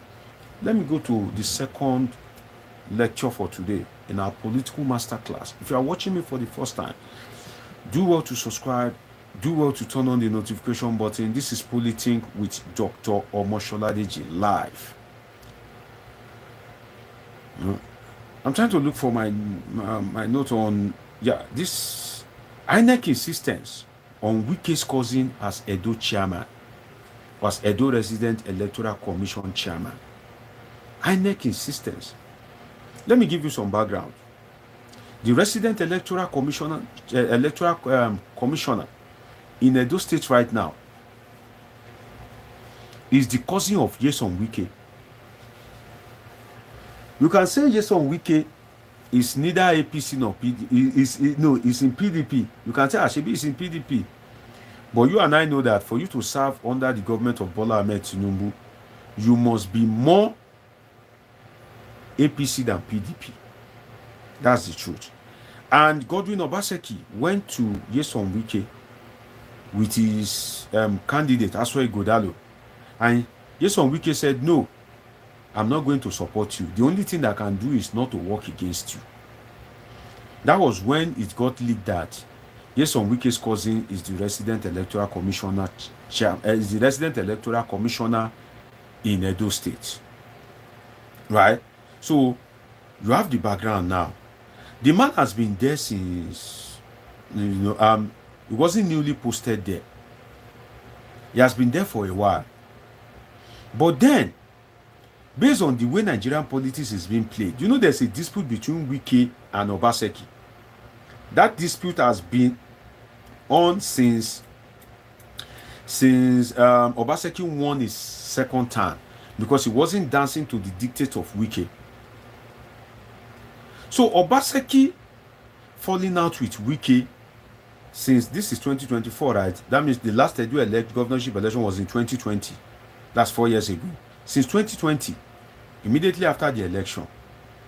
So if that resident electoral commissioner was posted there in 2021 or 2022 or even 2023, who says that it cannot be planted to Edo State ahead of 2024? That's one angle that you must look at it. If that resident electoral commissioner is not new, Donatus Okechukwu Okoli, glad to have you. Said good evening, bros. Donatus, where are you watching me from? Did you hear my analysis while I was talking about the concept of lost in the thought of country? Donatus Okechukwu Okoli. Glad to have you. If you're watching me for the first time, do well to subscribe. And I've just gotten just 20 likes, people. Like this video.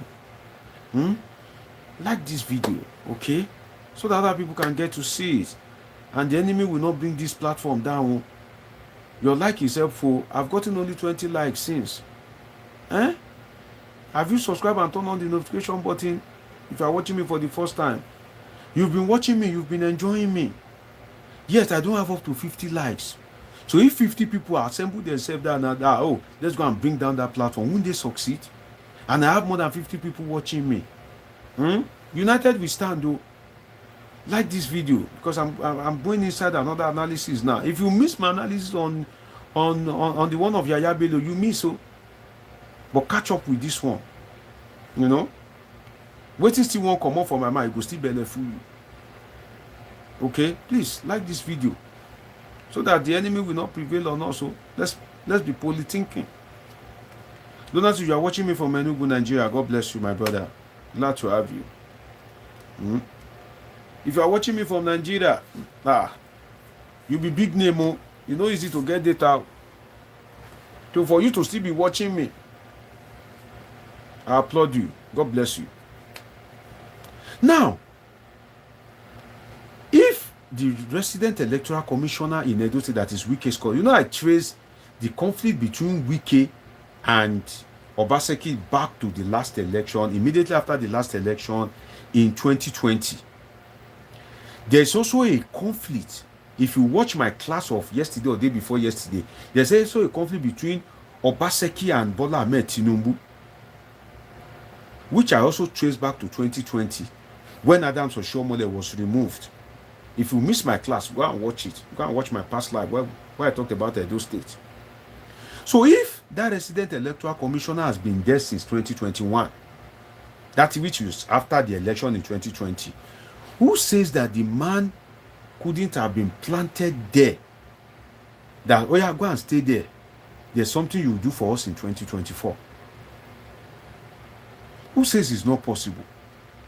We're talking of Nigeria here, right? Let us hold that one first, right?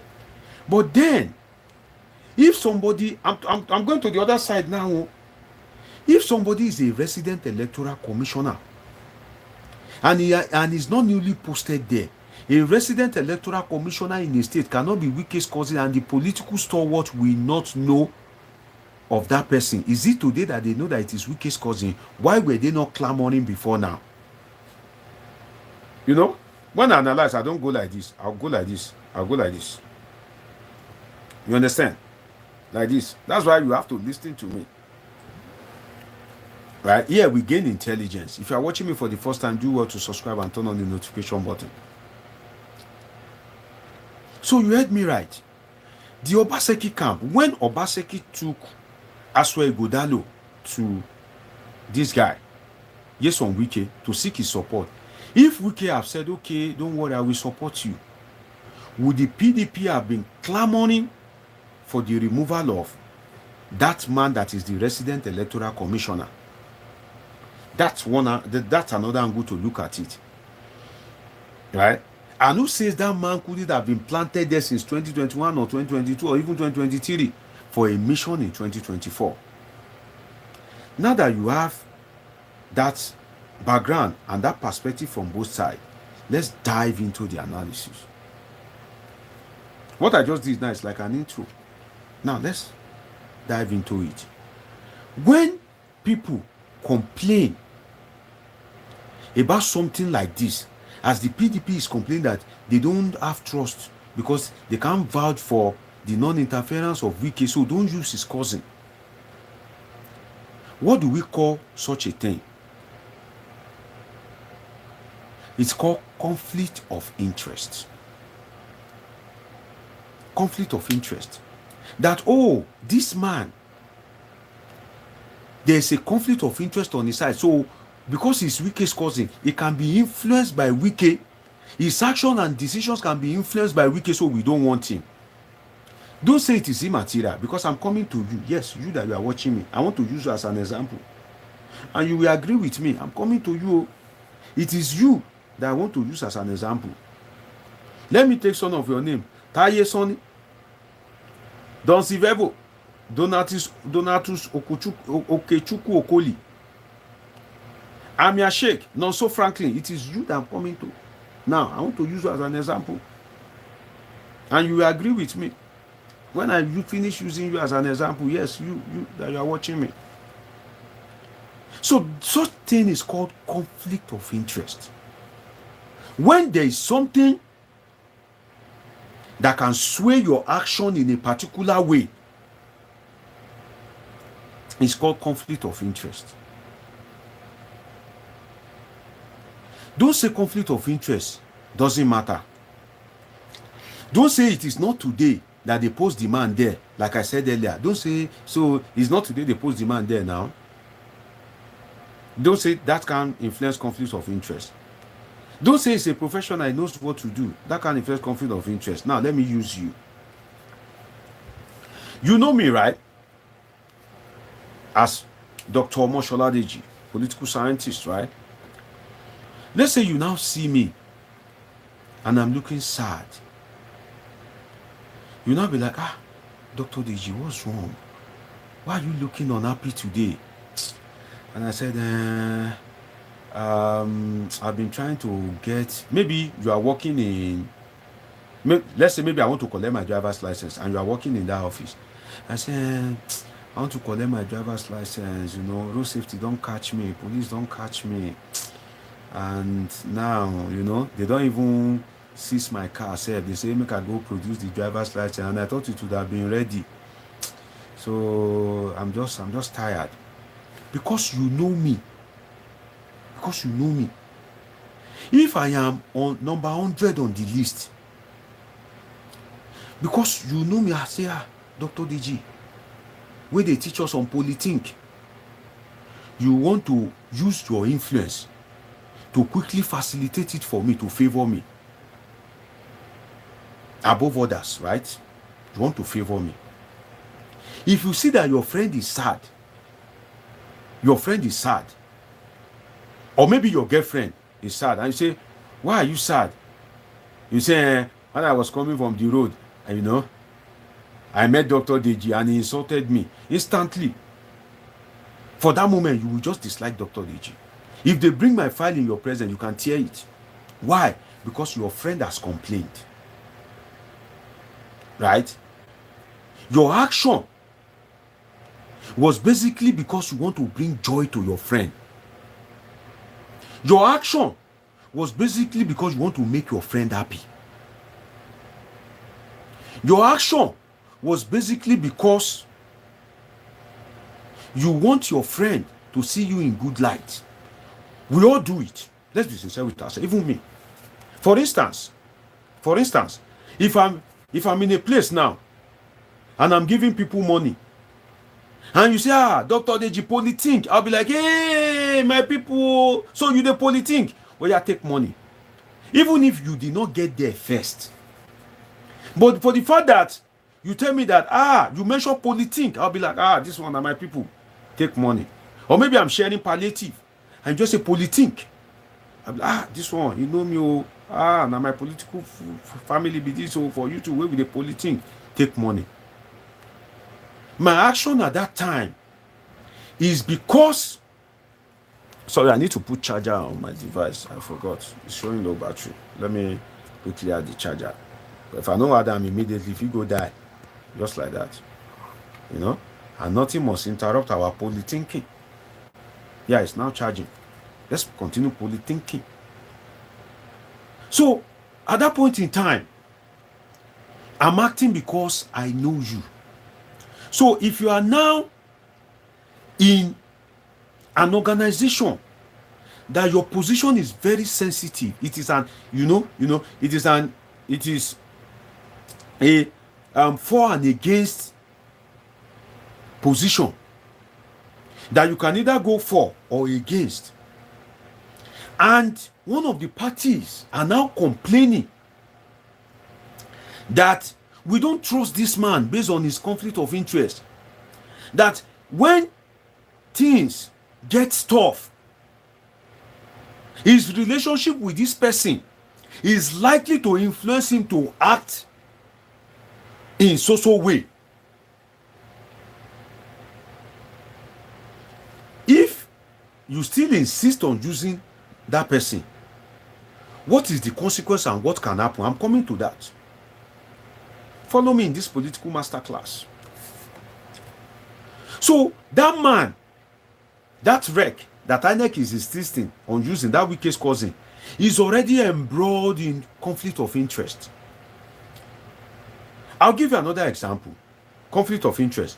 Bukachua, the former Chief Judge of Appeal Court. You remember the pronouncement that her husband made on the floor of the National Assembly when that one was feeling entitled that APC should give him returning ticket for free, and they didn't give him. He now said, oh, some of you that I used to help, that there are some senators that I use my influence on my wife to get them favorable judgment. I use my influence to make sure that my wife appoint judges on their case, judges that I know will favor them. Imagine that. So the wife, imagine, for instance, Nyesom Wike's wife is a judge at the appeal court.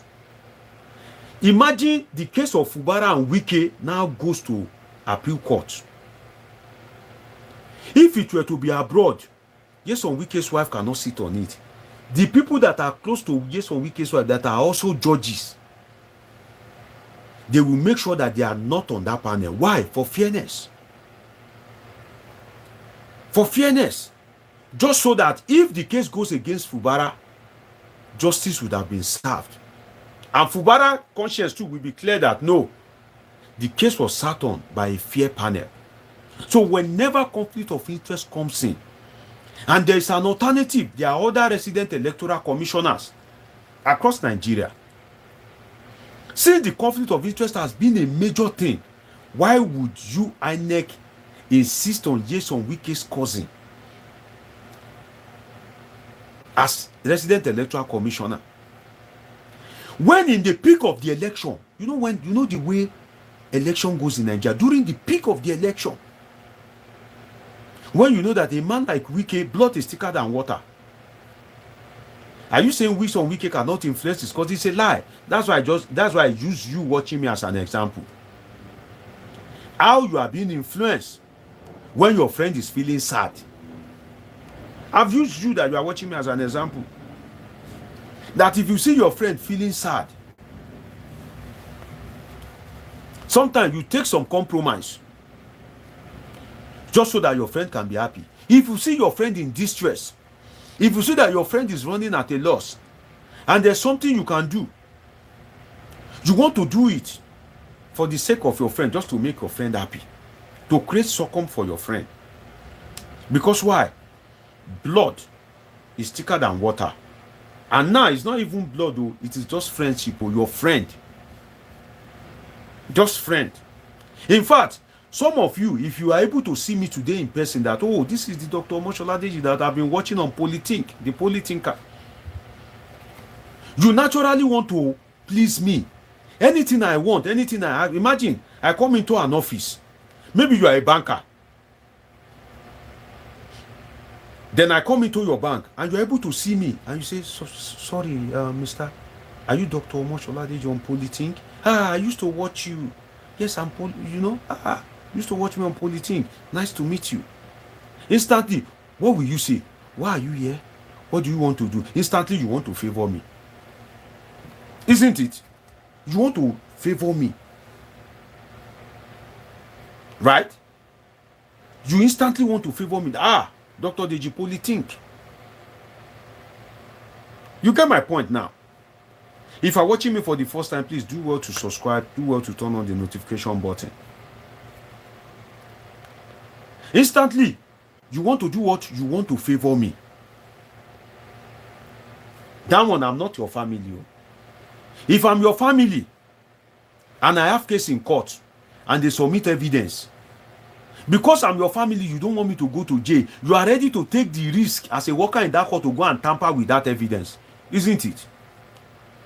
If I'm your cousin, you won't even know when you will be doing it.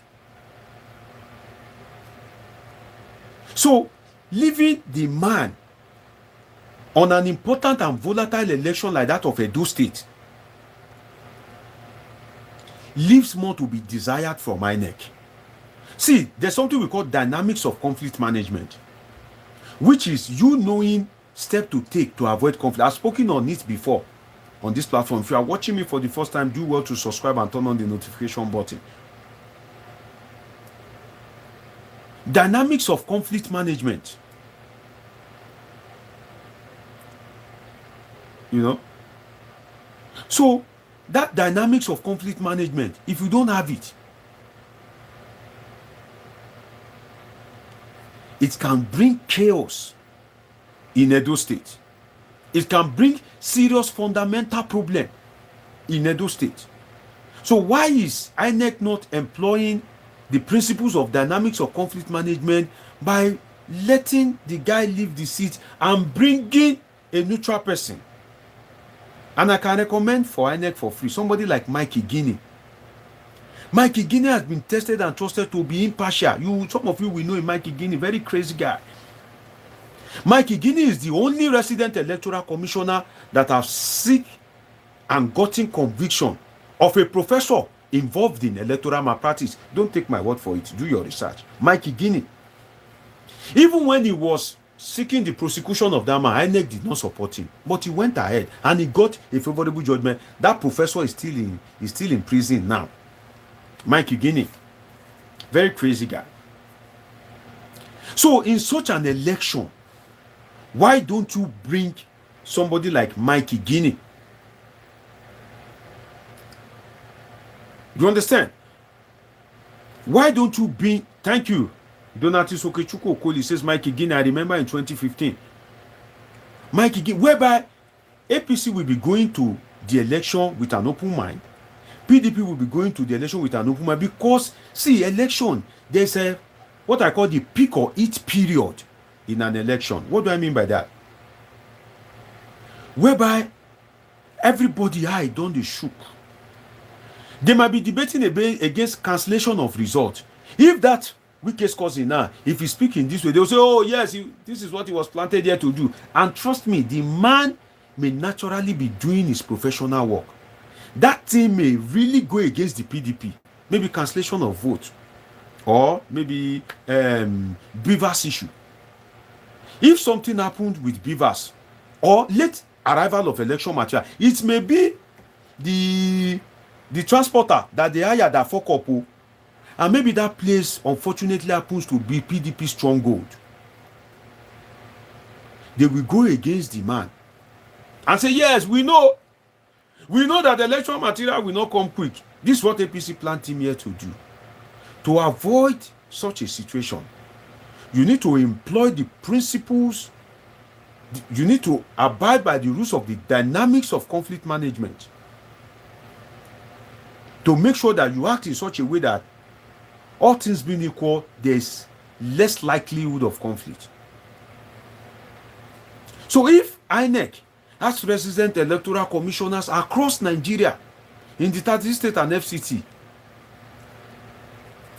and there's a serious conflict in Edo State, and Wike's cousin is the rep, why insist on that man?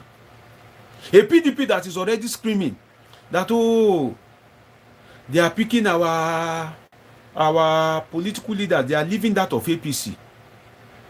You still want to leave Wike's cousin.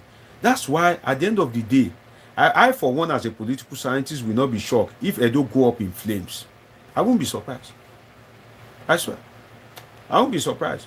If political leaders, if they begin to throw punch and fight themselves, if at the end of the day, if they begin to protest against INEC, if they begin to burn INEC materials, I won't be surprised. Because INEC has failed to employ the dynamics of conflict management. It has failed to employ the dynamics of what? On conflict management. Now, let me tell you, in other organizations, especially maybe outside Nigeria, how they handle this kind of a thing. Let me just give you two examples. Some of you that have applied for international job before, that has applied for job, or maybe you've stayed abroad before, you will see that they will say, do you know anybody in this organization? If yes, state the name of the person. Right? They usually ask. Some of you that have done international, Chemtrex, I see you, Chemtrex is watching me from the United States. I'm sure Chemtrex can attest to this thing that I'm saying. They will say, do you know anybody in this organization? They will tell you to state that person. Do you know why? They want to know if that person is part of the member of the selection committee that they have assigned to screen people, because they know that conflict of interest will occur. That person, when the going gets tough, that person will naturally want to favor you.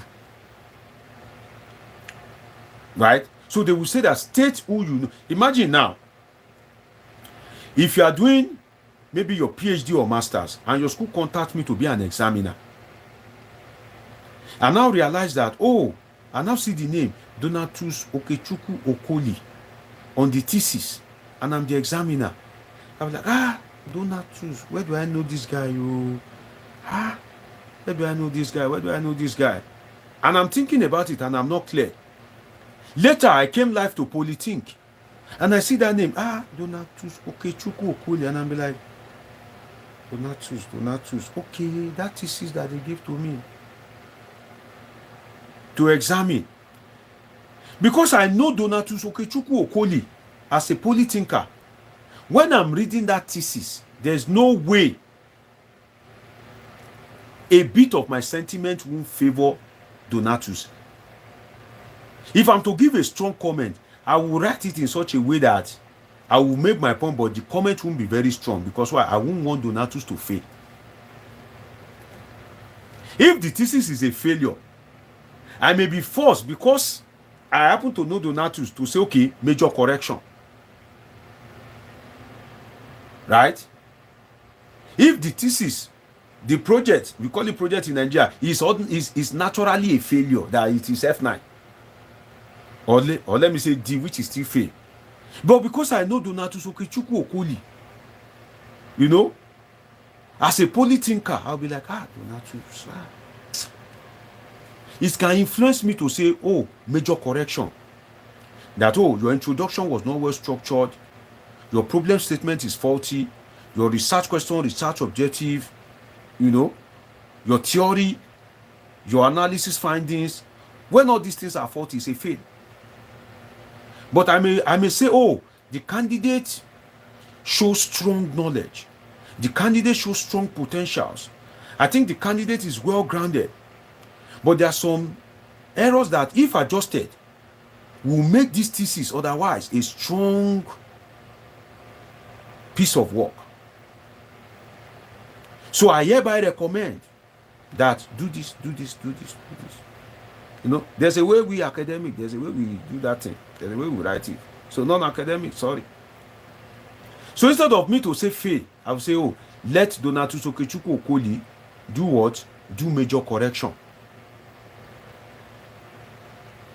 Because why? Because I know him. I will say, oh, let Chemtrex 007, let me not fail this guy. Let it do, you know. If I mark your script, that, oh, Chemtrex, I now mark it and 40 is the pass mark. But after I collate all the scores, Chemtrex now lands at 38. Because I know Chemtrex, I'll be like, shall I let my polythinker fail? Then I look for a way to adjust some part and make sure I add that 2 marks to make it 40. I'm just using some of these things as examples so that you guys can know why, when you want to apply for a job, you say, do you know anybody in this organization? To avoid what? Conflict of interest. You know, I know that some of you have never been in a political class. Some of you have never studied. Some of you are engineers. Some of you are geologists. Some of you are pastors. That's why I take my time to break this thing down in such a way that even if you are a baby, if I'm handling my political masterclass, you will understand me. If I'm talking to PhD political science students, I don't need to talk much like this. In fact, I'll be using political jargons. I expect that at their level, they should be able to understand. If I'm in a master class, like in a university master class, I don't need to talk much like this, because I know that for you to have passed secondary school, you are in maybe art class, you have done government, right? For you to have passed through BSc, they must have taught you something. Now you are in class doing masters. I don't need to, there are some things I won't say, because I expect that you could have known it. But I know that some of you are engineers, some of you are tailors, which for profound respect, some people have not even had the opportunity to go to school. Some don't even have OND. So I need to break it down so that I can carry everybody along. That's why I take my time sometimes to make sure that you can understand me. So that's why when you are applying to those jobs, they will say, do you know anybody in this organization? It's so that you won't be unduly favored above others. Let me give you, I've given you that of job, right? Let me give you another example. If you are watching me for the first time, please, I beg you in the name of God, subscribe and turn on the notification button. If you are yet to like this video, don't let the enemies of this platform overcome, because if they overcome, you know the other time I have good network, I was just speaking and my YouTube just went off. If they overcome, how do you want to hear me tomorrow? And you are gaining from my knowledge now. So make sure you like.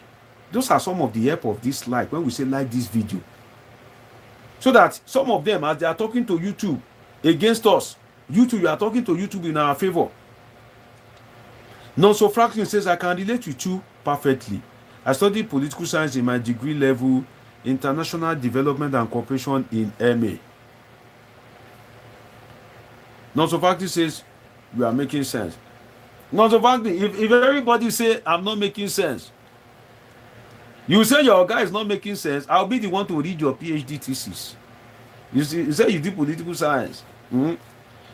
If you dare say I'm not making sense, I will look out for you when you are doing PhD thesis. Then they will bring your thesis to me. Then I will make sense. You know, if you are not studying political science, you can escape me. But if you are in the political science field or social science, you may think you can escape me. Your case may just land in my table. He says, yeah, so I will pass. In fact, if you are a polythinker, if I'm reading your thesis, I should be seeing that polythinking brain. So there's no way you will fail. Because as I'm reading it, I'm seeing that polythinking brain. That this person must be a polythinker. Let me go and check my subscriber list. And I'll see it. Not so far. Hey, I said it. Because in that your thesis, I'm seeing some of that polythinking brain there. Maybe you even use some examples that I've used while polythinking, and I'll be like, which kind of copyright be this? So let me go and check my subscriber list. I know now. This guy is dead. I see. So as I'm saying, I've used this one of job, right? Let me use the one of military. Let's say you are, what can I use now? Let's say you are a Nigerian American. Let me use that. Since most of you watching me, whether home or abroad, you are Nigerian. So let's say that you are a Nigerian American. And there's now an issue. There's a conflict between Nigeria and United States. Or let's say that, those years that, okay, let me use this as I want to use something you can relate with. The US interfered in Nigeria's election during the time of Jonathan versus Buhari. You understand? Most of US interfered, that Obama even made a broadcast that, Nigeria, he was a bit conservative in his world, but you know where he's tilting to, right? And when that election was done, some of you do not know that they were threatening Jonathan from abroad, that from the result available before us, you have lost that election. Don't try to play any hanky-panky. Yes, what will befall you, you will not expect it. See, these Tinubu guys, they know how to do their homework. They have done that homework very well. That's why Jonathan had to call Buhari and just say, well, now God get power. Congratulations. He just gave up. And that's the only election that has not been challenged. The Supreme Court rest, Appeal Court rest. Every other election, there's a challenge. Even the Buhari that he called is a master challenger in court. Every of his election, he has been going to court. So let's imagine that Goodluck Jonathan did not release power. Instead of him to release power, he now decided to ban US companies, US interests. They are now trying to invade Nigeria. And you are in the US Army, you are a Nigerian American. right? You are a Nigerian. So they need some Africans in that team that knows the terrain. They don't want to make all the army. They don't want to make them only white. At least they need some Nigerians, right? The American government will ask you to declare something pertaining to some conflict of interest. What am I trying to say? They expect you, the American military authority expect you to declare that as a Nigerian, your political sympathy. Now, you know it is double loyalty. That you are politically sympathetic to PDP. You are to declare to the American army, so that they can remove you from that squad that they want to come and use against Nigeria. So that they can exclude you. So that your action will not contradict the goal of your team. Because if you are sympathetic to PDP and they want to come and sack Jonathan, foreign army want to come and sack Jonathan, and you are sympathetic to PDP, definitely your actions will go against the success of your team. That's why you see that army will want to go and launch attack on terrorists in Borno, in Yobe. That information has already gotten to the terrorists. They will lay ambush for them and kill all of them. Why? Conflict of interest. So they would have asked you to state your allegiance. And you are expected to say, yes, I'm a Nigerian American, but my political affiliation is to PDP. They will remove you. In fact, if you don't want to go to that war, you think that America will be defeated, right? What are you supposed to do? You state that, oh, go and declare yourself a PDP member. They will exclude you. Automatically, they will never include you. What are they trying to manage? Conflict of interest, and they are employing the dynamics of what I call conflict management. You understand? If you are just watching me for the first time, please subscribe, turn on the notification button. You are Polithinking with Dr. Omoshola Deji, political scientist. Yes, you hear me right. I'm a political scientist. That's my occupation. I hold a PhD in political science. I'm a political scientist. So make sure you subscribe to this channel. God bless you. And like this video, okay? So conflict of interest is a major thing that when the going gets tough, you can do something to favor that your person that you know. It doesn't have to be your sister. It can even be me now. I'm not related to you. But if you see me, you want to favor me, isn't it? Why? Because you've been hearing from me that Dr. Deji, you know. So I've given you the case of job application, and I've used an example of the military.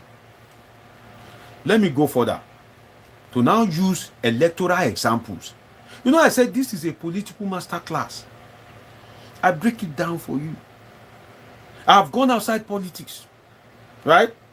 I've used job application. I've used the military. I've explained what conflict of interest means, right? I've spoken about the appointment of that man. He has been there for long. What it means, right? And the politics behind it. Now, let me use politics now to dive further. And I'll give you two cases. One, the Osun case. Two, the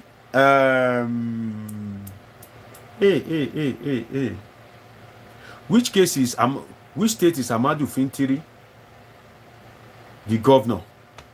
The state of Atiku Abubakar. Please, somebody should remind me. The thing just skipped my head. The state of Atiku Abubakar. Hey, what's this? It starts with A. I don't know why it just escaped my head. The home state of Atiku Abubakar, the governor is Ahmadu Fintiri. Adamawa, God bless you. Adamawa. You know, I don't know why Anambra was coming to my head, but I don't want to say, because I know that Atiku is not from Anambra. And I was saying, get thee behind me, Satan. Do you want me to talk nonsense? My village people, what have I done to you? You want to change Adamawa to Anambra in my head? You think I will lose God? No, I will not lose God. Instead of that, I will ask the Polithinkers. So, yeah, help me. Remind me the state of Atiku. God bless you, Donatus Okechukwu Okoli. I see you. God bless you. So I will use the case of Osun and Anambra to I've given you the non-political explanation for you to understand. Now I will go political. Remember Osun State, Oyetola versus Adeleke, season 1. You know Oyetola has contested, Adeleke has contested against Oyetola twice. The first one, they said Adeleke won. They said Oyetola won. The second one, now they gave it to Adeleke. So it's that first one, round 1, that I want to speak about. You will recall that on live TV, when they have seen that this thing will favor Adeleke, suddenly they were about to announce Adeleke. You see that phone call that resident electoral commissioner received, that they said, I stand to be corrected, that it was from Yemi Osinbajo, that they quickly go and influence Yemi Osinbajo, the vice president, to make that call. I don't know whether it is truly Yemi Osinbajo. I stand to be corrected, with profound respect to Yemi Osinbajo. But Buhari acknowledged that they won the election via remote control. Listen to me, I'm going somewhere. I'm going somewhere. Buhari said they won the election via remote control. If you are yet to subscribe and you are watching me for the first time, please take a moment to click the subscribe button and turn on the notification button. Buhari said they won the election via what? Remote control. What was the remote control? Hey, Rec, don't declare that guy winner. Rather, from what we are saying, find a way, declare it inconclusive. At that moment, that's the heat period of an election. The peak period of an election. When the dice are cast. When people, tension are flaring up. When the candles have been burnt. You know when you write exam, finish, they'll say you've burned the candle. 2 minutes more to submit your papers. So when the candles have been burnt, when all effort have been exhausted, that time when that result have been collated and announced, that is the peak period.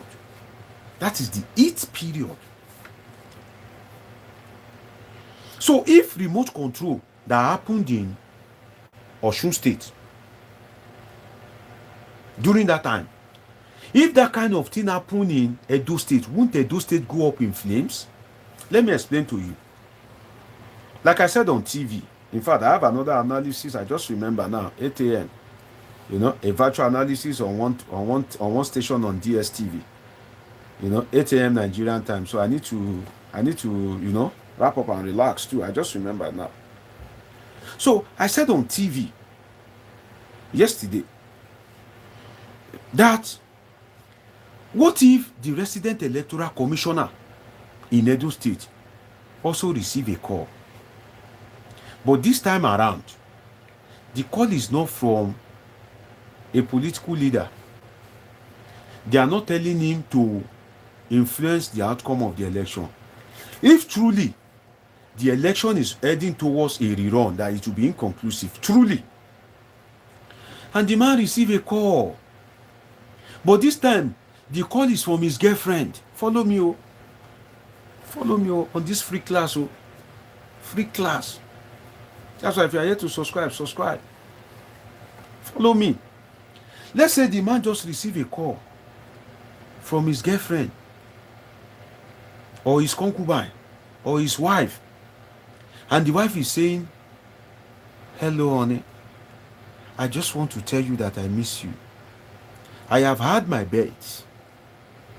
I just showered and I'm on very skimpy nighty, that one that you used to like. I just want to tell you, I just want to inform you of what to expect tonight. And the man is nodding his head. As he's hearing that thing, he's just nodding his head. Say, okay, wow.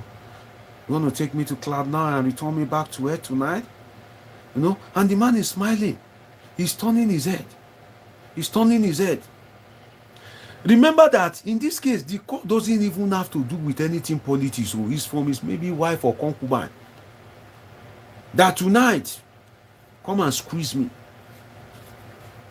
Tonight, come and use me as you want. What will people say? They will say, oh, this man has received command that he should rig the election. Before you know it, everywhere will be in flames. The dynamics of conflict management and removing people from crucial position when there is a conflict of interest is very important. I just brought up this topic so that we can educate ourselves. You know, this is an educative platform. You don't abuse, you don't insult. We educate ourselves. For instance, when I forgot that it is Adamawa State, Donatus came to my rescue and told me, oh, it is Adamawa. Right? We learn from each other. That's why if you are yet to subscribe, take a moment to subscribe and turn on the notification button. In that kind of instance, the state will go up in flames. Because in an election like Edo State, whereby the election, if you missed my past video, go to my other live. I spent hours talking about the politics, the dynamics of this Edo State election, and now it will be won and lost. Go back to my live video. Go and watch it. Where I tagged this election a political elite gang war. That's what I tagged this Edo election. Why do I target a political elite gang war? Go back to my live video. Don't drag us back. The video is there. Go and look at it. Look at the thumbnail. You will see it. The topic there. Listen to it. It's there. Free of charge. It's there for you. Free of charge. So in an election that, if you are yet to subscribe, please subscribe, turn on the notification button. In an election that a political scientist, see, I usually tell people that if I'm to read now, I read about politics and governance. I don't read any other thing. This is what I've been doing all my life. It's what I did in BSc, Master's, PhD. And if I'm to read now, if I'm to write now, I won't write about engineering. I'll write about politics and governance. And what do political scientists do? They assert, and I have asserted, that having looked at everything in Edo State, this election is a political elite gang war. If you want to know what that means, go back to my past live video.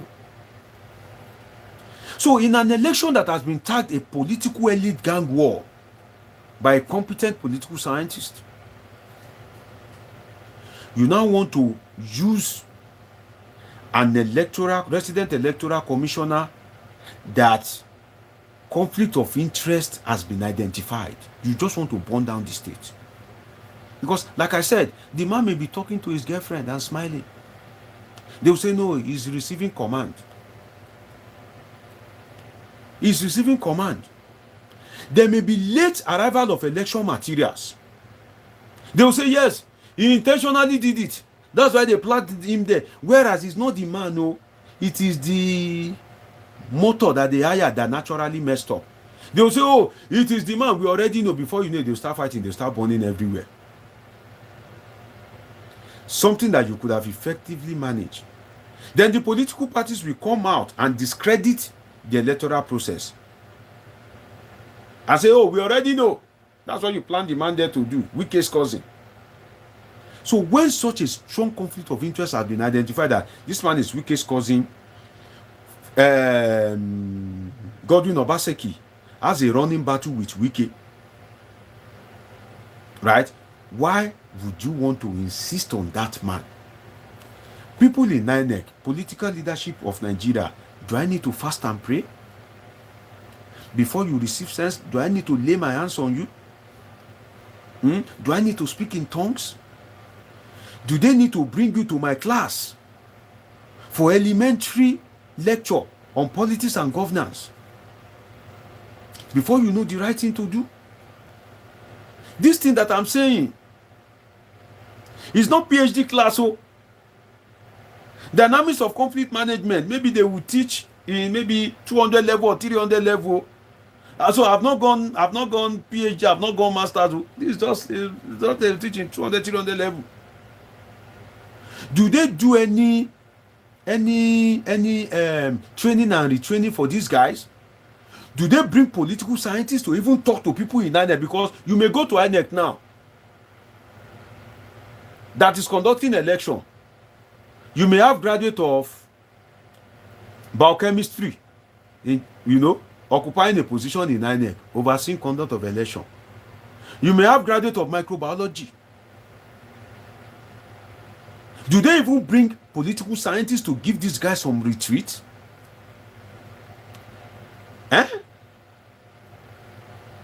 Do they? If not, these are some of the things we have.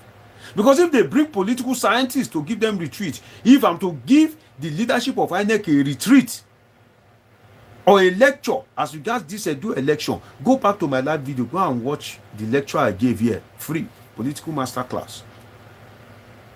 If I'm to give such a lecture to INEC leadership, I will tell them that the dynamics of conflict management, I'll first of all break it down for them to understand what it means. What is dynamics? What is conflict management? What is dynamics of conflict management? If I see that they are graduate of biochemistry, physics, computer science, then I'll not tell them that why leave this guy that can bring problem. If you are watching me for the first time, please take a moment to subscribe and turn on the notification button. This is Polithink with Dr. Omoshola Deji, your favorite political scientist with a PhD in political science. On this platform, we don't abuse, we don't insult, we learn from each other. And if you are hearing me for the first time, just give me 15-30 minutes. If you have not gained anything from what I'm saying, go away. In fact, if you have subscribed before, go and unsubscribe and go. That's what I usually tell my viewers. Because I know there's no way you will listen to me that you won't get. No, it's not possible. Chilaka Kenneth says, hello and good morning, sir. God bless you, Chilaka Kenneth. Where are you watching me from? Happy to have you.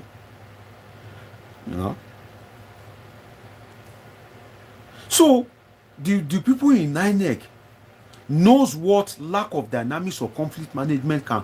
See, this little thing can eventually cost Nigerian government, Edo State government, and INEC itself can cause them loss of billions of naira. I repeat, billions of naira. Because when you are going into a game, you must be going there knowing fully well that you'll be fairly treated. I've given you the instance of Oshun. Let me give you the instance of Adamawa. I don't know, Anambra keep coming to my mouth.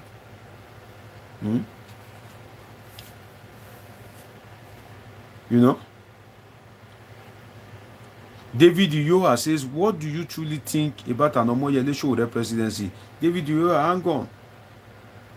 That's a nice question. I will dedicate 2 minutes to it, but don't let me deviate. I have an answer to that. Okay? So please hang on for me. Let me just wrap up this political masterclass. This is my second topic. My first one was on this guy, Yahaya Bello. If you missed it, you want to reverse this video and watch it. So today I said I must treat 2 topics for my polythinkers. They must not watch me in vain. They must come and polythink. So if you are watching me for the first time, do well to subscribe to this channel. Do well to turn on your notification button. Do well to like this video. It helps. Okay? It helps. The more subscribers, the more solidified the platform is. For instance, if people go against a platform that have little subscribers, it's easy for YouTube to yank off that platform. But if people even trying to go against that, if people see that, no, so many people are on this platform, they won't. So as this platform, as we have friends, so there are also enemies too. Even Jesus Christ have enemies. Some people, as you are listening to intelligent thing, they are getting angry. You are becoming wiser than necessary. Who is that Deji? How dare he be giving political education? So you want people to be wise, Abi? You want people to be intelligent, Abi? You think others that are creating platforms, that are cursing their mother and father, that are busy insulting, You are better than them, Abi. Okay, you want to show that you go to school, Abi? We will show you. By the time we do something to that your platform, you'll be all right. And you are watching me, and you are enjoying it, and you are not trying to do your best to make sure the platform solidifies. Eh? How do you want to watch me tomorrow, next tomorrow? How do you want to be polythinking? Or you that you have been watching me all this while, are you not gaining? Are you not more intelligent politically than before? If you are not, go and unsubscribe. Go. That's our agreement, right? If you are watching me for the first time, please take a moment to subscribe and turn on the notification button. So, David, I will come. I promise you I will answer that. Because I have a sound answer to that. But don't let me deviate. Because as I'm talking this, INEC insistence on Wike's cousin as resident electoral commissioner. Some people are following my analysis. They are enjoying the lecture, political masterclass, with Dr. Omoshola Deji. So now, let me go to Adamawa. You remember the election between Fintiri and Binani? This last Adamawa election. Amadou Fintiri and Aishatu Binani. I think her name is Aishatu Mustafa or Mohammed or Bello, but aka Binani. And they usually call her Aishatu Binani of the APC. You remember that election was fiercely contested. That election was like no other election in Adamawa State. That is one of the elections that you gave a returning governor a good run for his money. They matched Amadou Fintiri. They intentionally wanted to promote PDP in Adamawa to spite Atiku Abubakar. So they gave Amadou Fintiri good run for his money. Back to back. Money for money, power for power. Influence for influence.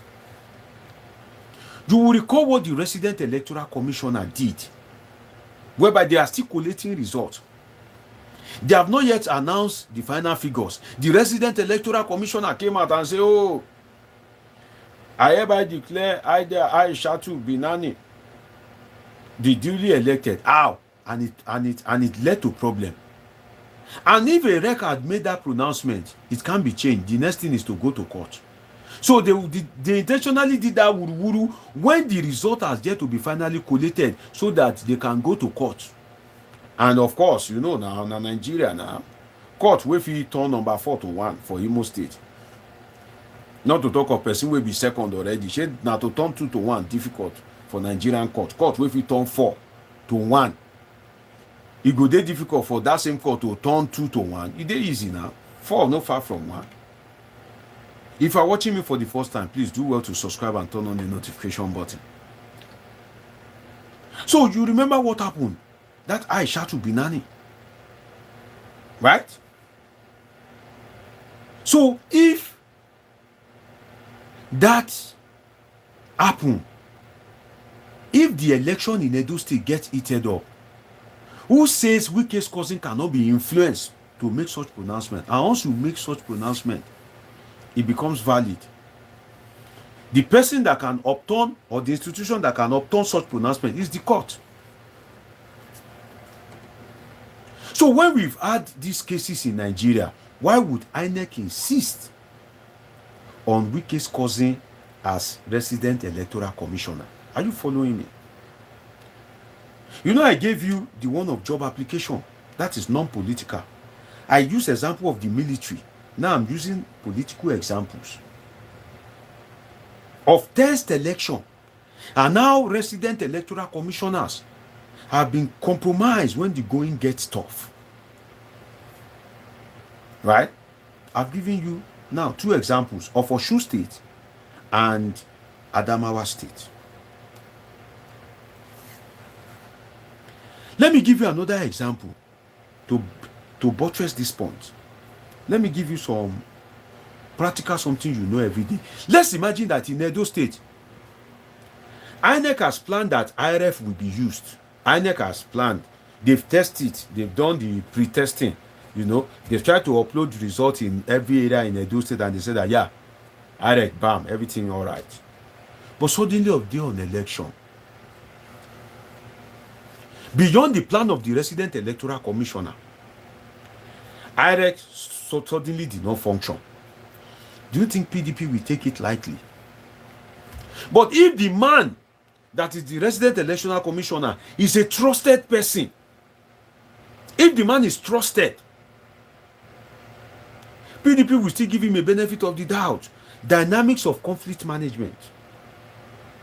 I hope you are following me. I hope you are following me in body, soul, and spirit. It's not easy to sit down here and talk for hours. So. And I forgot to hold my water bottle. So all my throats don't they dry. But I'm still giving it to you. Why? Because I'm loyal to you. So that's why if you are watching me for the first time, please take a moment, click that subscribe button. You are seeing it right in front of you. Subscribe and turn on the notification button. And please give me likes, people. I have just 25 likes. Kilo day. And I have more than that. People watching me, enjoying me, give me these likes. It's free to like video on YouTube. Or maybe some of you think if you like, you go and charge your account. No, it's only super chat, super sticker that you can pay for. And I've not said give me. No, just give me like. Just press this thing. Will be like this. Press the like button. Press the love button. Show some love by pressing like. So if IRF suddenly does not work, beyond the powers of the resident electoral commissioner, IRF doesn't, or Beavers machine just malfunction. Do you, for God's sake, don't they, is there anything like sensitive? Do I need to buy it for them? Do I need to fast and pray? Do I need to lay hands on them? Do I need to speak in tongues? Do I need to drag them to Polithink to come and learn? If your brother is working in INEC, send this my channel to him. Let him subscribe and come and be learning.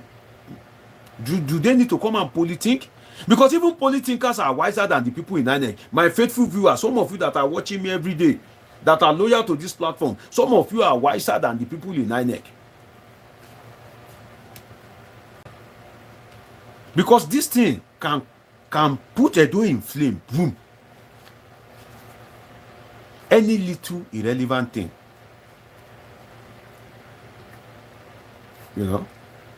So if there is late arrival of election material, do you know what that can bring?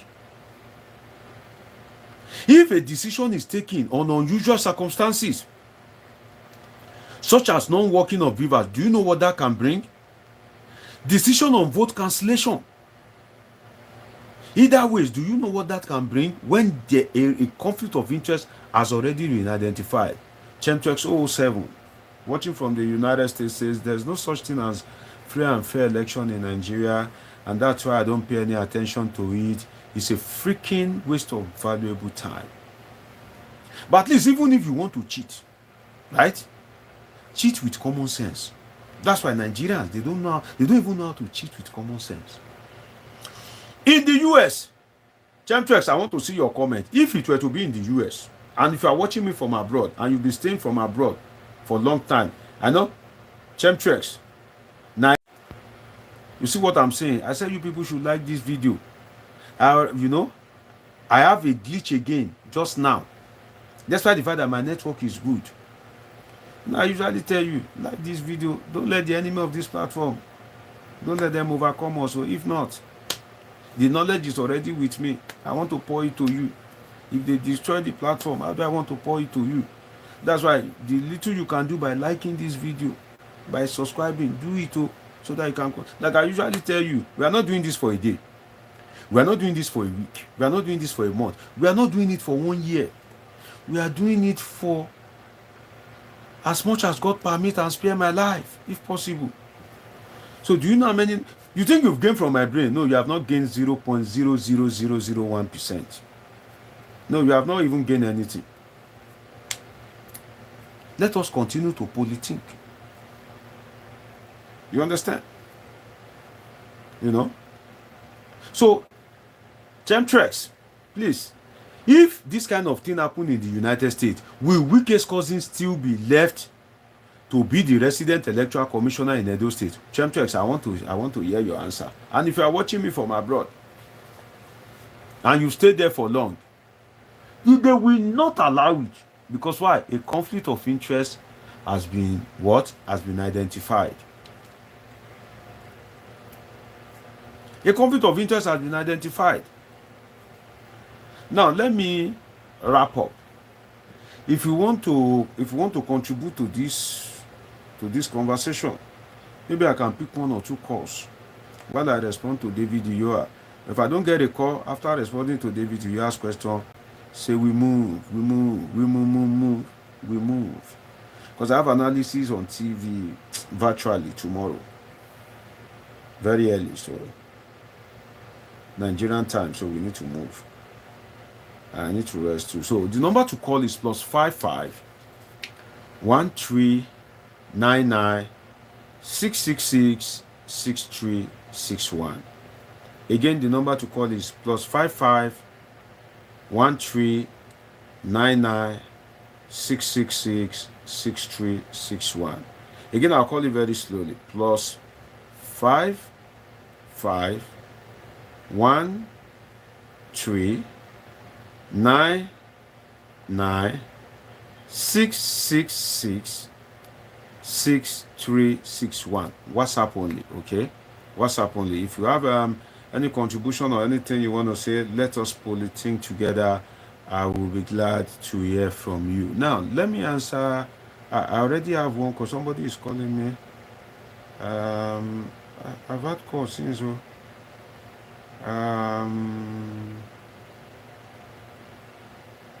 Okay. I'm just saying this, huh?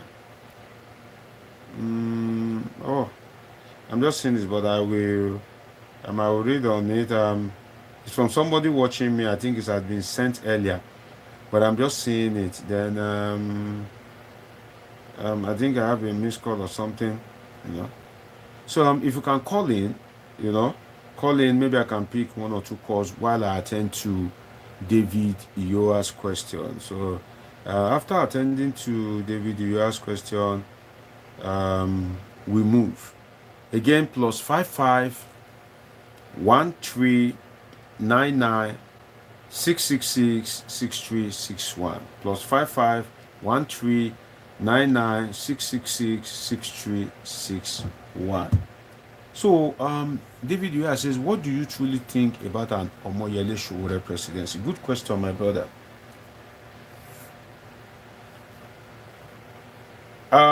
Any adult, right, can be the president of Nigeria. It's not hard.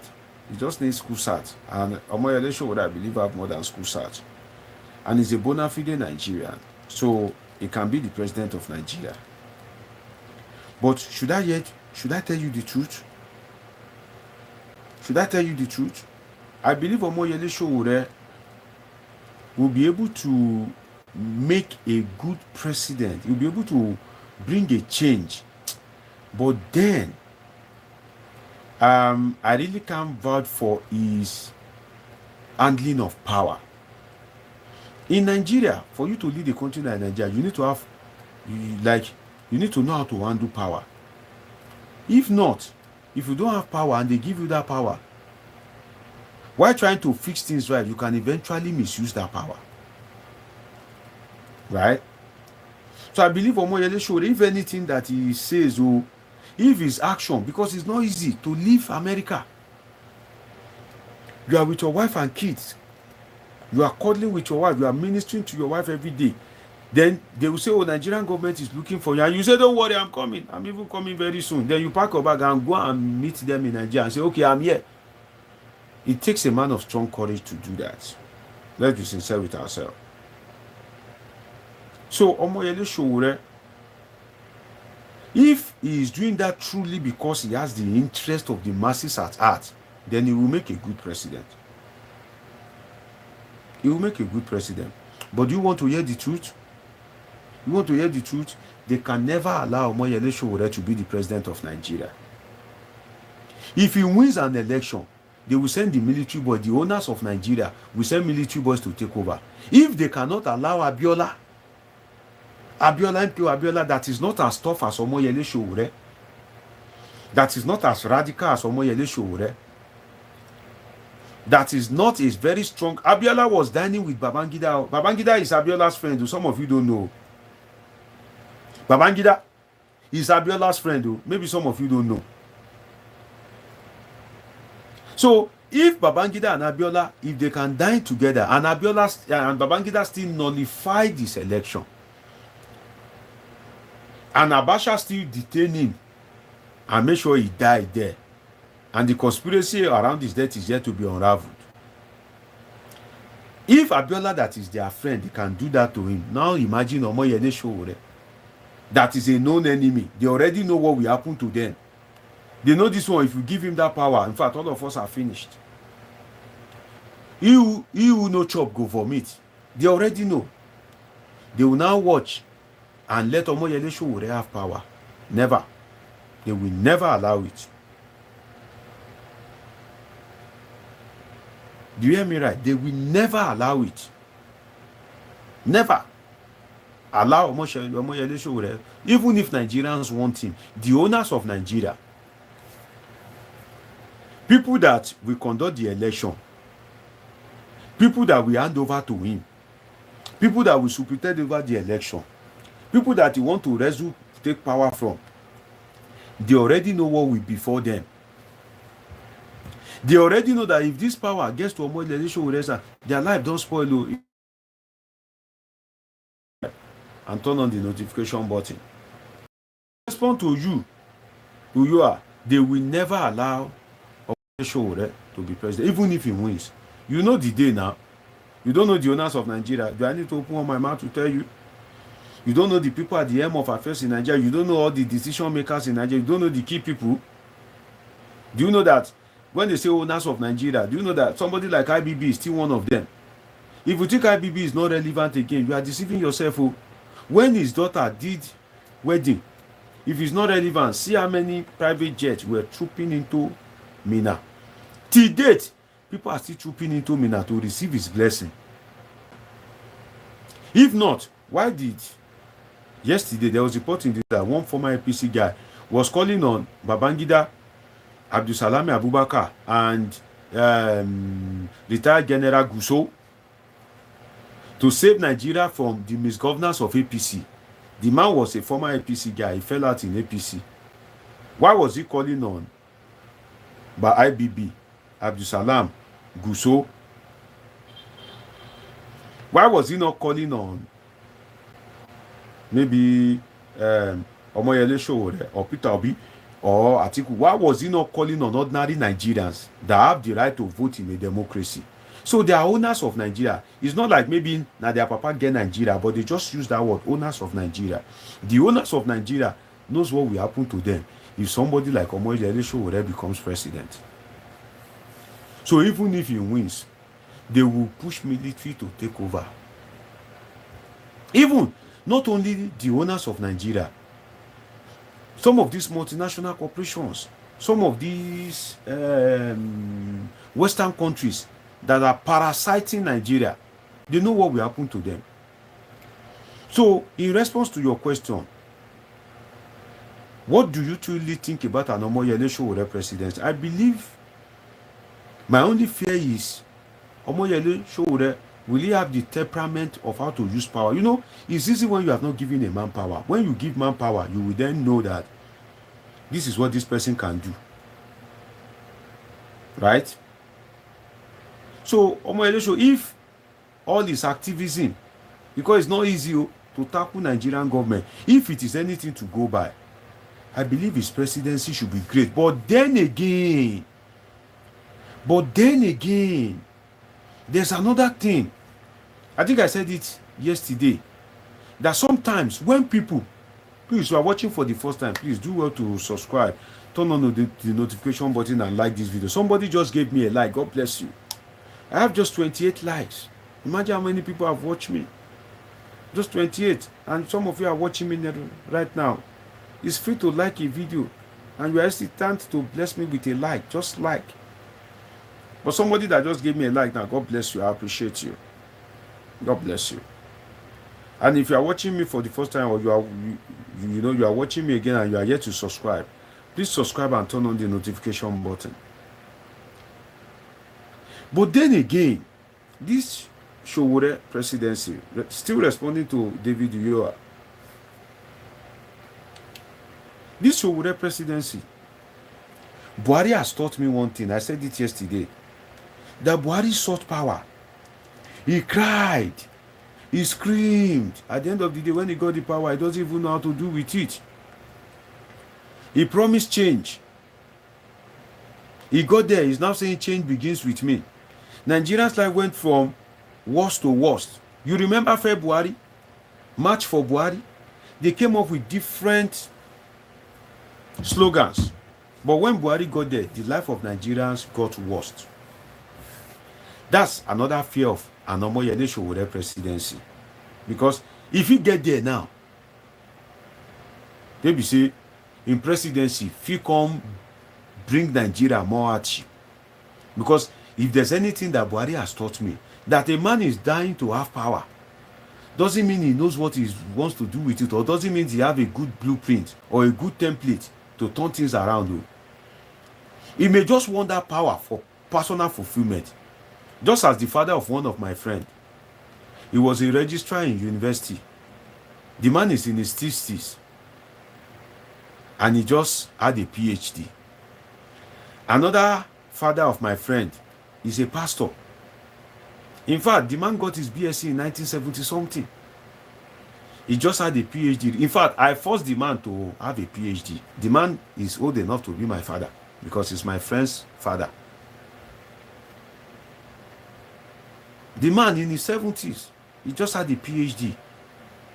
What are they getting the PhD for? They are not getting it because it can be useful to them really in any way. It's just for personal fulfillment. Personal fulfillment.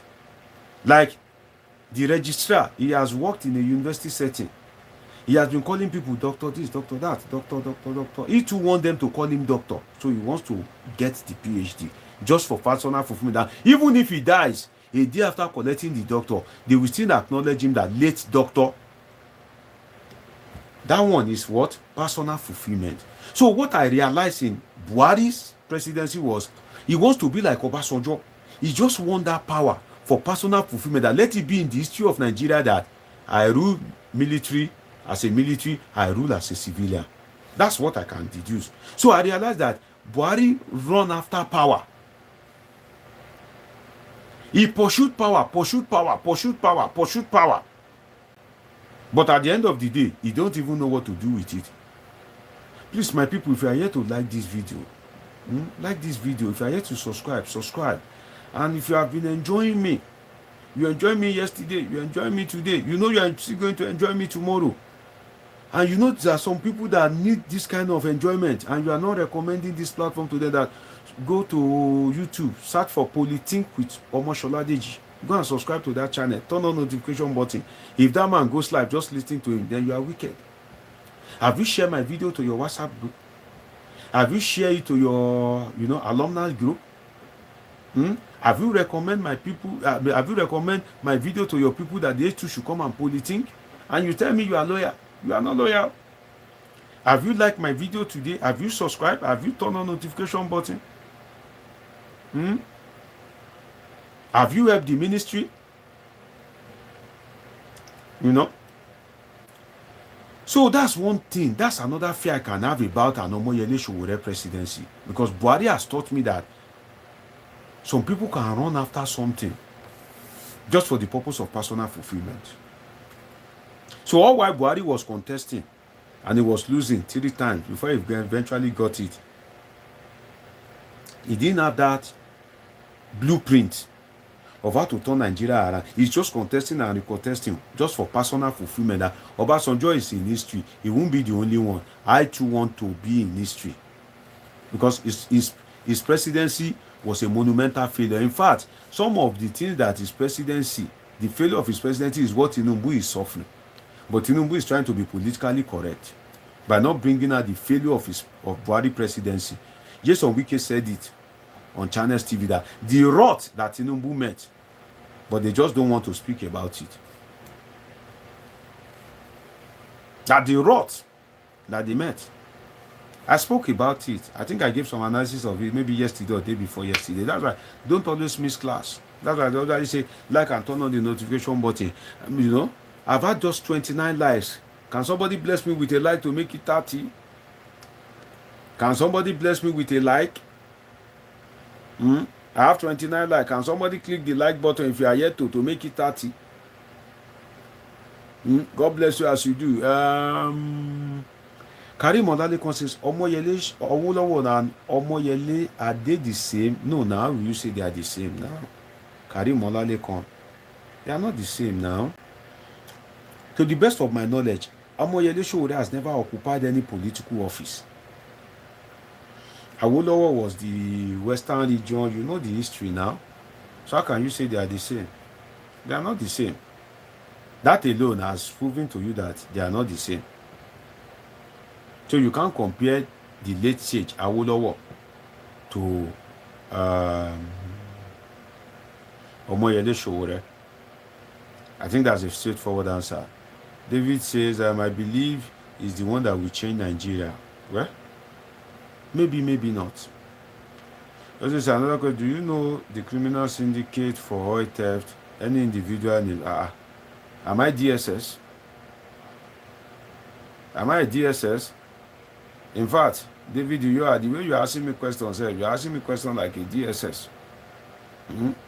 Were you sent here by the DSS? Because how will you tell me to name criminal syndicate responsible for oil theft? How will I know? Am I the presidency? Do I receive security report? Do security briefing come to my table? Any individual name? Do I work in NNPC here? David, you are. Do I work in NNPC here? So I don't have, an answer to that your question. I think I've responded to that of Omoyele Sowore. You know the reason why I answer a question. Even if you ask me, even if you are sent here, the way I will answer the question, you go back and tell that guy, he makes sense, a real guy, a real G. In fact, you too, you will repent and start listening to something good. You will be converted when the anointing of analysis fall on you. You too will start polythinking. Chemtrek says it's funny that Wike of all people is talking about the rot they inherited. The whole Wike, I swear, Abi? Wike, that when Fubara said, don't you guys notice something? Why did they stop that impeachment against Fubara? It's not the intervention of, that when Tinubu intervened and Fubara was not abiding by that agreement that they said he signed. They were doing something. They want to go ahead with the impeachment. Why did they stop? Again, if you want to contribute, the number to call is +55 13 99 666 6361. +55 13 99 666 6361. Again, +55 13 99 666 6361. I'm wrapping up. If you're watching me for the first time and you are yet to subscribe, please take a moment to subscribe and turn on the notification button. If you are watching me and you are yet to like this video, please like this video. If you don't know how to like, double tap your screen if it's on full screen. That means you are either liking or loving this video. And if you can see the like button at the top of your screen, do what to click it. God bless you. Somebody just gave me a like. God bless you. I appreciate you. If you are watching me and you are yet to subscribe, please subscribe and make sure you recommend this channel to people that you think that the political education, the free political masterclass going on here can be of benefit to. Again, the number is +55 13 99 666 6361. WhatsApp only. Maybe I can take a call because I'm already wrapping up. It's been a long day for me, and I still have analysis in few hours time on TV. Okay. Peace Patrick says, is there fair election in Nigeria or credibility? My God, see, if you guys want to ask me questions, ask me tough questions. Ask me questions that we release the both are not in my brain. that will make me be forced to go into another round of analysis. But when you ask me some of these questions, they don't ginger me. You understand? If I have maybe an assistant here, I'll just say, oh, yeah, attend to this question. You know? If you say, is there fair election in Nigeria? You already know the answer now. You already know the answer. You know? Is there fair election? What we have in Nigeria, can we call that fair election? If you promise, nobody force you. You came by yourself and say, oh, IRF, we will use IRF. You collected the money. Money was given to you, was allocated to you. And you failed to do electronic transmission of results. And you didn't return the money. And nobody was jailed for incompetence. Nobody was sacked. And you still went to court. And the court says, oh, okay, you can promise and fail. You can promise IRF and, and not use it. Despite the court knowing that you have been paid for it. It's just as if now you pay me to paint your house. And I fail to paint your house. Then you take me to court and say, well, despite paying Deji can decide to paint your house or not. What? Taxpayers' money running into millions, billions of naira. But if you carry a man that still goes to court, the court will jail the person. And nobody is jailed in INEC. Nobody is jailed. If in Kogi election, you see a helicopter flying and allegedly shooting into the people, is that a fair electoral system? If almost every election ends in the law court, is that a fair electoral system? Because this election now, everybody is just deceiving themselves. Oh, distribution of ballot paper, carrying of ballot box. The people that will decide the election are waiting in the judiciary. They are waiting. Because they know that election, they will be the one to decide what is valid vote, cancelled vote. They will be the one to decide the outcome. So they are waiting. The judiciary is waiting. It's waiting. So is that fair election? Let's be sincere with ourselves. So you already know the answer. My brother, Peace Patrick, I appreciate you. Then Karim says, but they not allowed him to become Nigeria president. I think you're trying to say, but they will not allow him to become Nigerian president. Chemtrack says, we seem to have a lot of faith in this system. Nigeria is on cruise. Dr. Deji, nothing serious happens there. And then Patrick says it's turn by turn. And David Yahaya says, which individual do you truly think can change Nigeria? Man, I don't know. The individual I think can change Nigeria. Who asked me that question? David Yahaya. My answer is the individual that I truly think can change Nigeria is David Yahaya. Give him a chance, he will change Nigeria. I think I've answered you. Because some of the questions you are asking me, you're asking me like a DSL. Maybe you are trying to kind of like look at my political leanings, I have first people in my family. I have them as friends. And I'm a social scientist. So when you come with some of these questions and you are a rank and file, if you are a rank and file in maybe DSS or police and you come,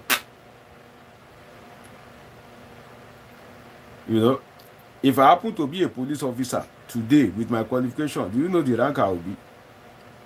So if you are a rank and file in maybe DSS, police, army, and you're asking me some questions, it's easy for me. I can easily be able to trace that this question that this one is asking me, are you sent by DSS or police? Are you trying to see my political leaning?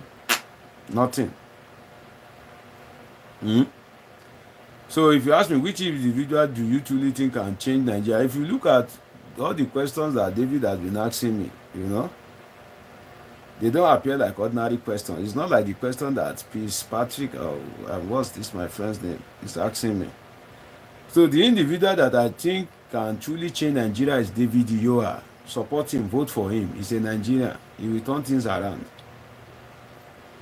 Peace Patrick says Mahmoud Yakub, and even you see some of our security agencies, some of them are not even super intelligent. If you are a security agent and you are on a platform and the person anchoring the platform holds a PhD, you will come prepared. There are ways you will come Not all these lame questions, all these, I see, there are platforms that illiterate will be anchoring the show. It's easy to write all these illiterate, right? And somebody like me that has no political leaning, so even if you ask me any question, you will fail. Because if you watch me today, I'll speak in favor of Tinubu. Again, I'll speak against Tinubu. I'll speak in favor of Atiku. I'll speak against Atiku. I speak not minding ox is God. Okay? And Prince Patrick says, interesting. You are very honest to your answers. Thank you. God bless you, Prince Patrick. I appreciate you. He says, Mahmoud, INEC chairman still have his job. That's Nigeria for you. That's Nigeria for you. You know? Then Sam Onyekwere says, Awolowo played a significant role in the independence of Nigeria and free education in the Western region, but messed up his dignity and legacy by his evil role in the 1966 coup d'etat and war. Well, I think Awolowo, I can liken Awolowo to Sonny Abacha, in the sense that it depends on how he has impacted you that will determine whether you like an nature. I told you when I was doing my NYC many years back in Canada, I usually see Abacha sticker on the commercial bus in Kano, right? And me coming from the southwest, I was wondering, Abacha, in the southwest, Abacha is seen as a devil, but they love him in Kano, right? Because of what he did. He created 40 local government for Kano. He tied roads. Some of the roads that Abacha tied in Kano, till now, are still functioning. There's no pothole. The same Abacha that you are thinking is a looter. He killed Sarowiwa, this, that. No. So same for Awolowo. The people that benefited from his free education policy and all that, they love him. So it depends on how you see. For instance, Bola Ahmed Tinubu, hate him or like him, there are some people that are benefiting from him one way or the other that will like him. And there are some people that it was when he became president that their life went in shambles. They will hate him. So that's what I can say about Awolowo, right? There's this free education. Although it is sad that some of the people that benefited from free education are now the people denying Nigerians free education. It's been an interesting time with you on this episode of Polithink with Dr. Omoshola Deji, a political scientist, public affairs analyst. I appreciate your time on this show. Let's catch up tomorrow again. Until I see you again tomorrow, I remain my humble self, Dr. Omoshola Deji, your favorite political scientist. For me, it's a good night. God bless. I love you all, sincerely.